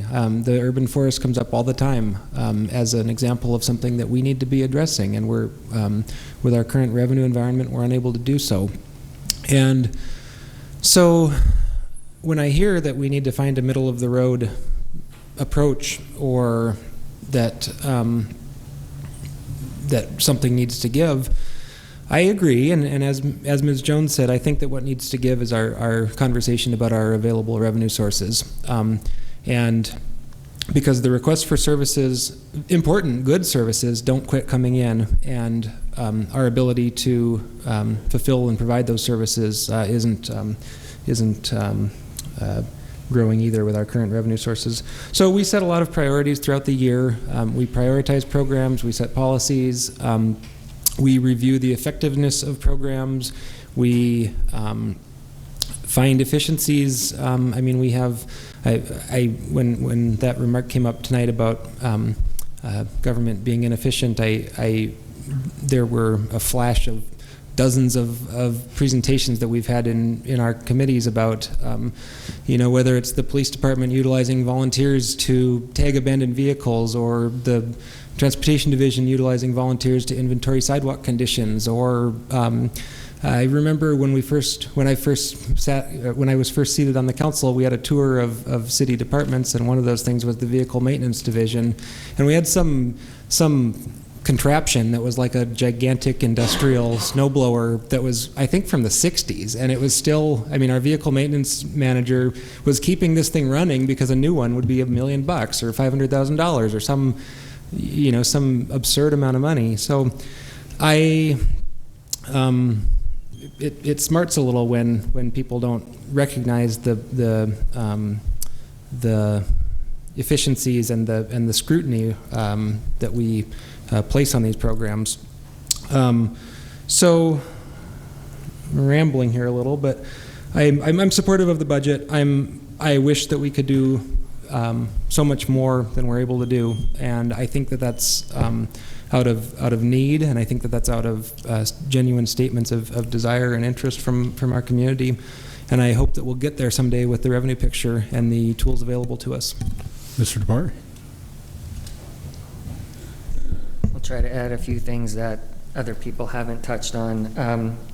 I think I'm pretty good at stating the obvious, at least according to Brian. Every one of us is a taxpayer as well, and so we don't operate in a vacuum. Everything we do here impacts ourselves as it impacts the rest of the people in the community. So that's random thought number one. Number two is, other people have said it, but really one of the things we definitely need to recognize is that the state approach to taxation is just broken, and it needs to be fixed at a more holistic level.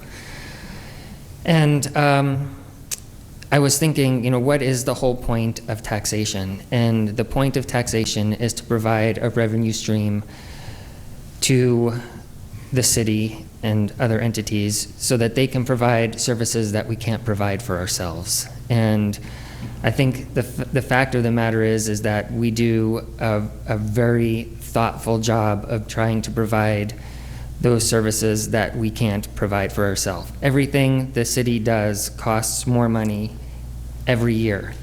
And so when we encourage people to come down and talk to us about their thoughts regarding the budget, it's great and helpful to hear general thoughts. But the question ultimately comes down to, what is it that you want to give up? And so, as other people may have alluded to, I mean, we could give up maintaining parks, and we can give up a fire engine, and we can give up other sorts of things, but that's really not what I hear people telling me when I interact with them on a daily basis. It's really about trying to gain more value from the money that we spend on these things, and I can tell you that we struggle here week in and week out trying to ensure that we provide the greatest value that we possibly can. What we also try to do here is try to make an incremental improvement for every citizen in the city. Each year we address the budget, and I think we do that in thoughtful ways, and I think we ultimately do make a positive benefit for most people in the city. I totally hear folks when they come in and they speak about living on a fixed income. I think we just need to be honest with the fact that although the vast majority of the work we do helps improve people's quality of life, the increase in taxes also harms some people in our community, and for that I am truly sorry, and I don't really know how to get around that, because as I said, everything we do costs more money, and we are trying to continually make this a better place for everyone who lives here. And it's a real struggle, and it's a real heartache, I know, for me and many other people on this council, that there are some members of our community who are economically harmed by the fact that taxes go up. It's a conundrum, and I don't really know what the solution is. To piggyback off of something Ms. Bentley said, when I look at my contribution to city taxes on an annual basis, it's about $1,000 a year, actually a little less than $1,000 a year. And as I said before, I can't really think of how I could provide the services that I get from the city for $1,000.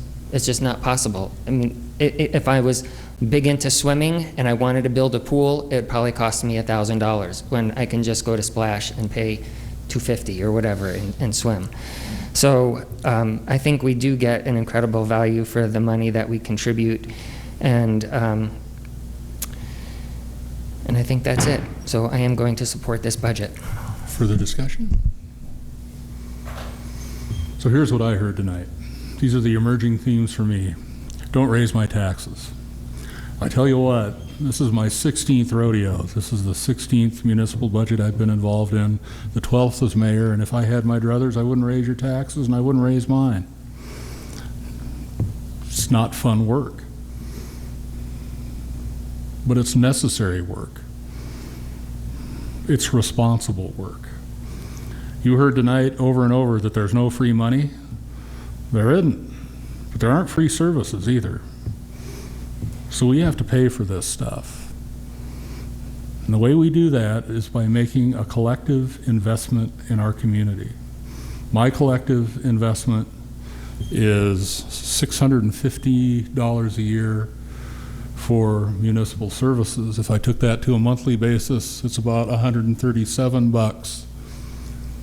If I take half of that, which is what the tax burden for public safety is, my investment in public safety, I'm paying about $60 a month for 24-hour, 7-day-a-week, 365-day-a-year police and fire protection, and I've used it.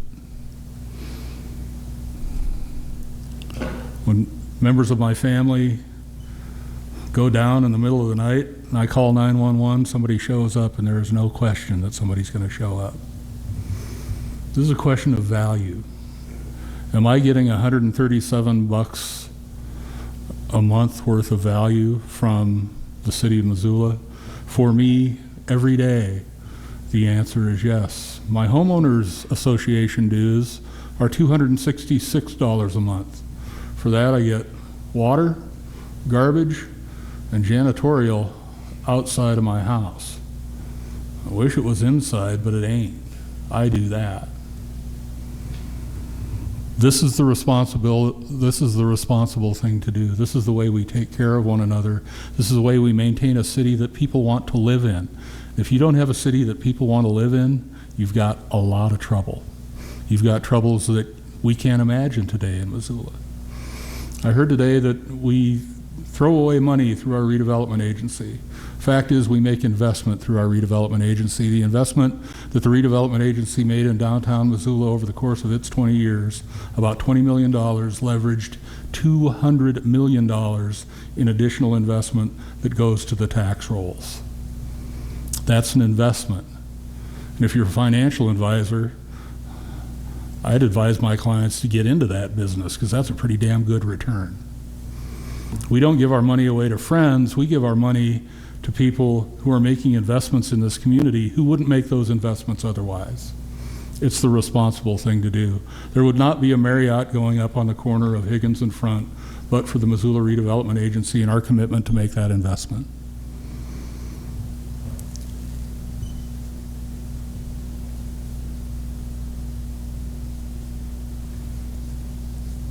When we have public hearings about the budget, we need our ideas. We need alternatives to what we're doing. We need advice on how to do things better. We need creativity. I can tell you that your staff is engaged in creativity every day, trying to figure out new and better ways to serve the public, more effectively, more efficiently, less expensively. I can tell you that the members of the City Council spend a lot of their time in this room. They're not compensated well enough for it. It feels like a full-time job generally to them, and they get paid part-time. That health insurance, they deserve that and more. And they spend time in this room looking out for the interests of the broader community. They spend time getting outside of themselves and thinking about how our collective efforts working together make a difference for our community. All of that is reflected in a municipal budget. It's the least sexy document you can read. It's one of the most important you can read, and it takes time to learn and understand it. This process began for the people sitting around this table in April. The night we're adopting is the night we're hearing from folks, don't raise my taxes. This is a two-way street. We want you to engage, but you got to engage with us, and you got to engage at the right time. And you've got to be creative. And you've got to help us solve problems. This budget is about solving municipal problems. This budget is about taking care of people, about growing a greater community, and about making that collective investment in us. Fundamentally, this is about we. And I hear a lot of I tonight, I. This is about we. This is our opportunity to work together, to take care of one another, in, I believe, probably the most effective way possible and with the closest relationship possible to constituents.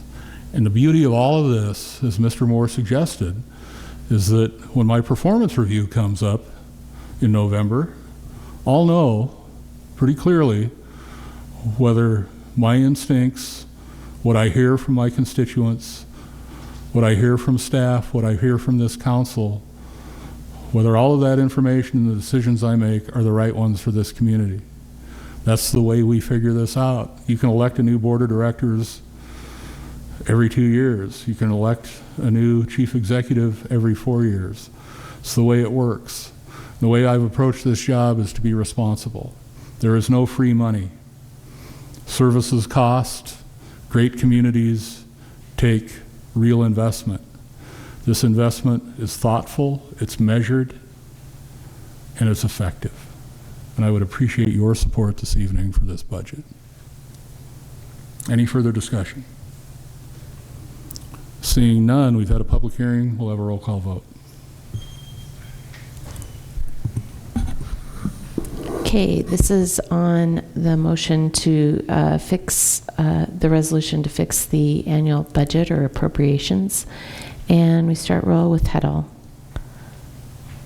Yes. Heddle votes yes. Hess. Yes. Hess votes yes. Jones. Yes. Jones votes yes. Marler. Marler votes yes. Swaney. Swaney votes yes. Von Lossberg. Von Lossberg votes yes. West. West votes yes. Wilkins. Yes. Wilkins votes yes. Armstrong.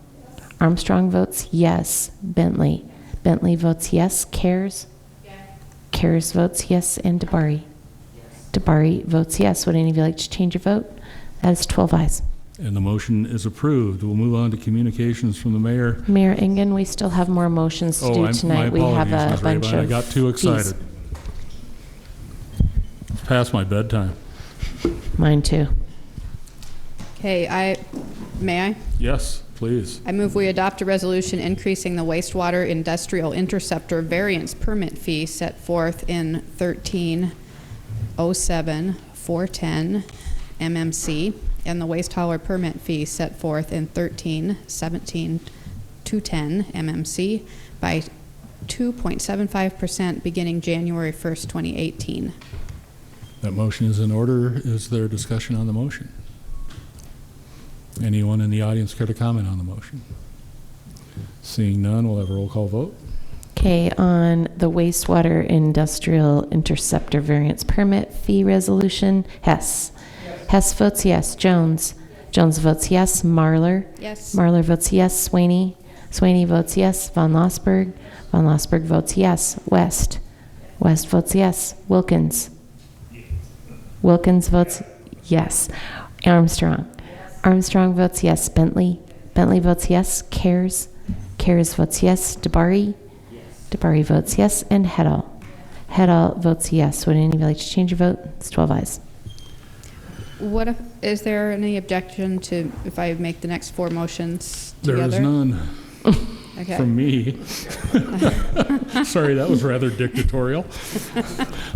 I'll read the next four motions for the record. I move we adopt a resolution increasing fees for the following services by 2.75%, including review and processing of land use applications pursuant to city-adopted regulations pertaining to zoning, subdivision, and floodplain services, business licensing, hazardous vegetation removal, and engineering fees and permits related to work and use of city public right-of-way. And I move we adopt a resolution increasing fire inspection and plan checking fees and fireworks and professional display permits by 2.75% effective January 1st, 2018. And I move that we adopt a resolution increasing the special events permits set forth in 12.58.035 MMC by 2.75% beginning January 1st, 2018. And I move that we adopt a resolution amending Resolution 7124 and establishing fees for administrative police department services, including fingerprinting services and provision of police reports to the public. And all of those motions are in order. Is there a discussion on any of them? Anyone in the public want to comment? Seeing none, we'll have a roll call vote on the resolutions. On those resolutions, Jones. Yes. Jones votes yes. Marlar.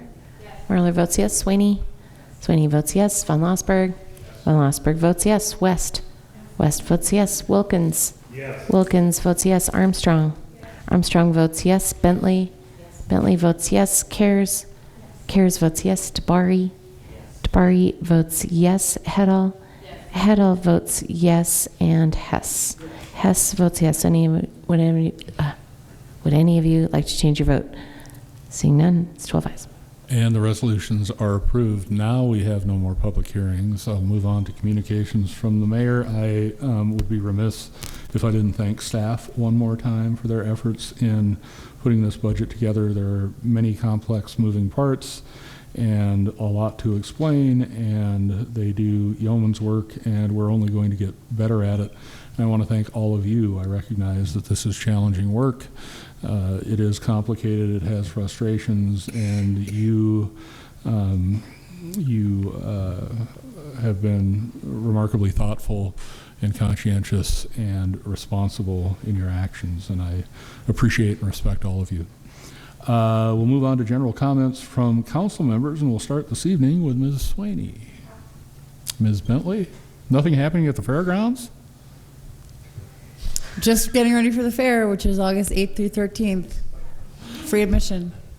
Ms. West, is there a movie this week? There are 2 movies this week. Double feature. It is. It is our, the NMCDC puts on the Missoula Outdoor Cinema, and it's our first double feature weekend. It will be 16 Candles on Friday night and Up on Saturday night, which are, I definitely voted for 16 Candles. It's one of my favorite movies. So I'll see you there.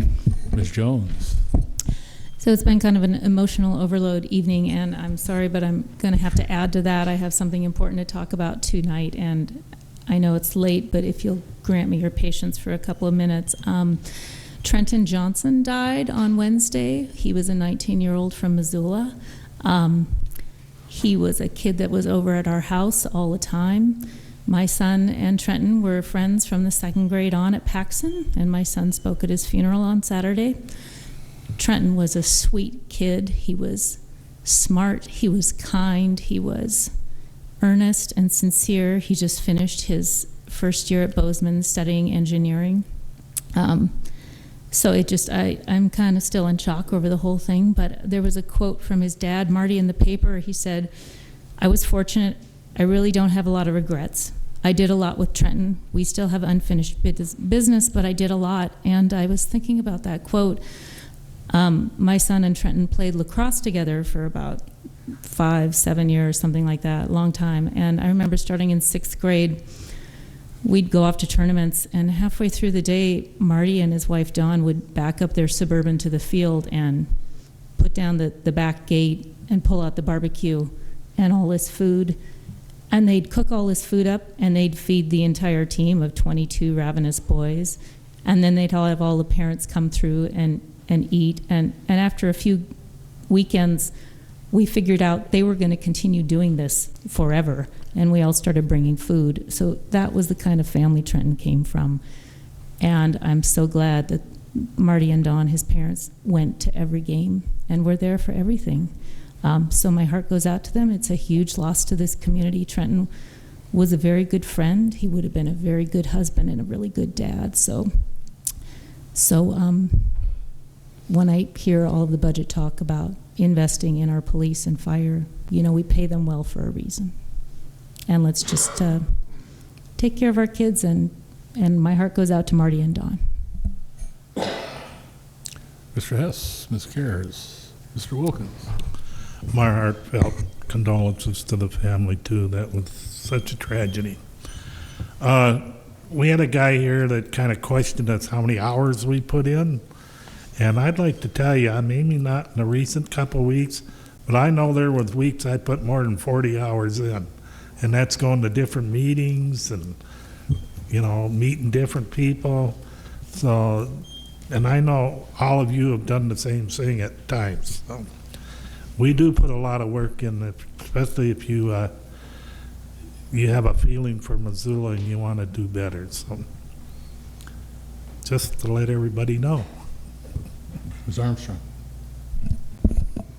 So I wanted to thank everybody for, I know I added 3 things to the budget, and in this climate when everybody is trying to cut, I appreciate everybody supporting the police ad and the suicide prevention and public works. Thanks for letting those things stay in. Ms. Marler. I really do appreciate everybody coming down from the public to talk about the budget. And the fact that everybody is so emotional and wanting to talk about it so much is just, I think, shows how much everybody, does care about this. And it was an interesting conversation for me, and I got a lot out of it. What I actually intended to talk about during my time was that I went to a quarterly stakeholder meeting today of the International Rescue Center, the IRC. Committee, thank you. I always get it wrong. Those people, the IRC, Soft Landings, all the support agencies in town, job services, public assistance, volunteers, people are doing so much work to help these new Missoulians. It was emotional to me to see it. They would like us to send a dedicated person to be on that quarterly stakeholder meeting. I don't think that it can be me every time, but I'm going to schedule a COW meeting probably next month to so we can figure out who would like to go to that. And I think that Ms. Swaney had an idea for a city council subcommittee to having to do with themes around bullying. I'll just leave it at that for now. But there's a lot to talk about there. So keep an eye out. If you want to be that person to go to the IRC meetings, please be thinking about that. It's I think it's actually too emotional for me. I should stick to the meetings about trees and landscaping and stuff, and like appreciate some of the basic human services. Mr. Bari. So I'd also like to comment on a recent tragic loss. 8-year-old Carly Miller, who was my next door neighbor, Faye and Larry Sloan's granddaughter, passed away in a car accident outside of Lolo, and just want to share my condolences and sympathies with their entire family. Ms. Heddall. Mr. Von Osberg. Thanks, Gwen, for the comments about the community's loss. I just want to thank also Dale and Lee and the other staff and President Marler for all of the work. What's that? And Scott, sorry, everybody. And President Marler for presiding over those meetings. And lastly, it's nice to see you. I'm sure I speak for everybody saying it's nice to see you, Marty. We've been thinking about you and your family, so thanks. Nice to see you back. We have no committee reports this evening. There are no items of new business. Are there any additional items to be referred? We do have a committee report. What did I miss? No, it was on the consent agenda. We don't have any of that. Do we have any miscellaneous communications, petitions, reports, or announcements? Seeing none of those, ladies and gentlemen, as always, I thank you for your service and dedication. We will be adjourned.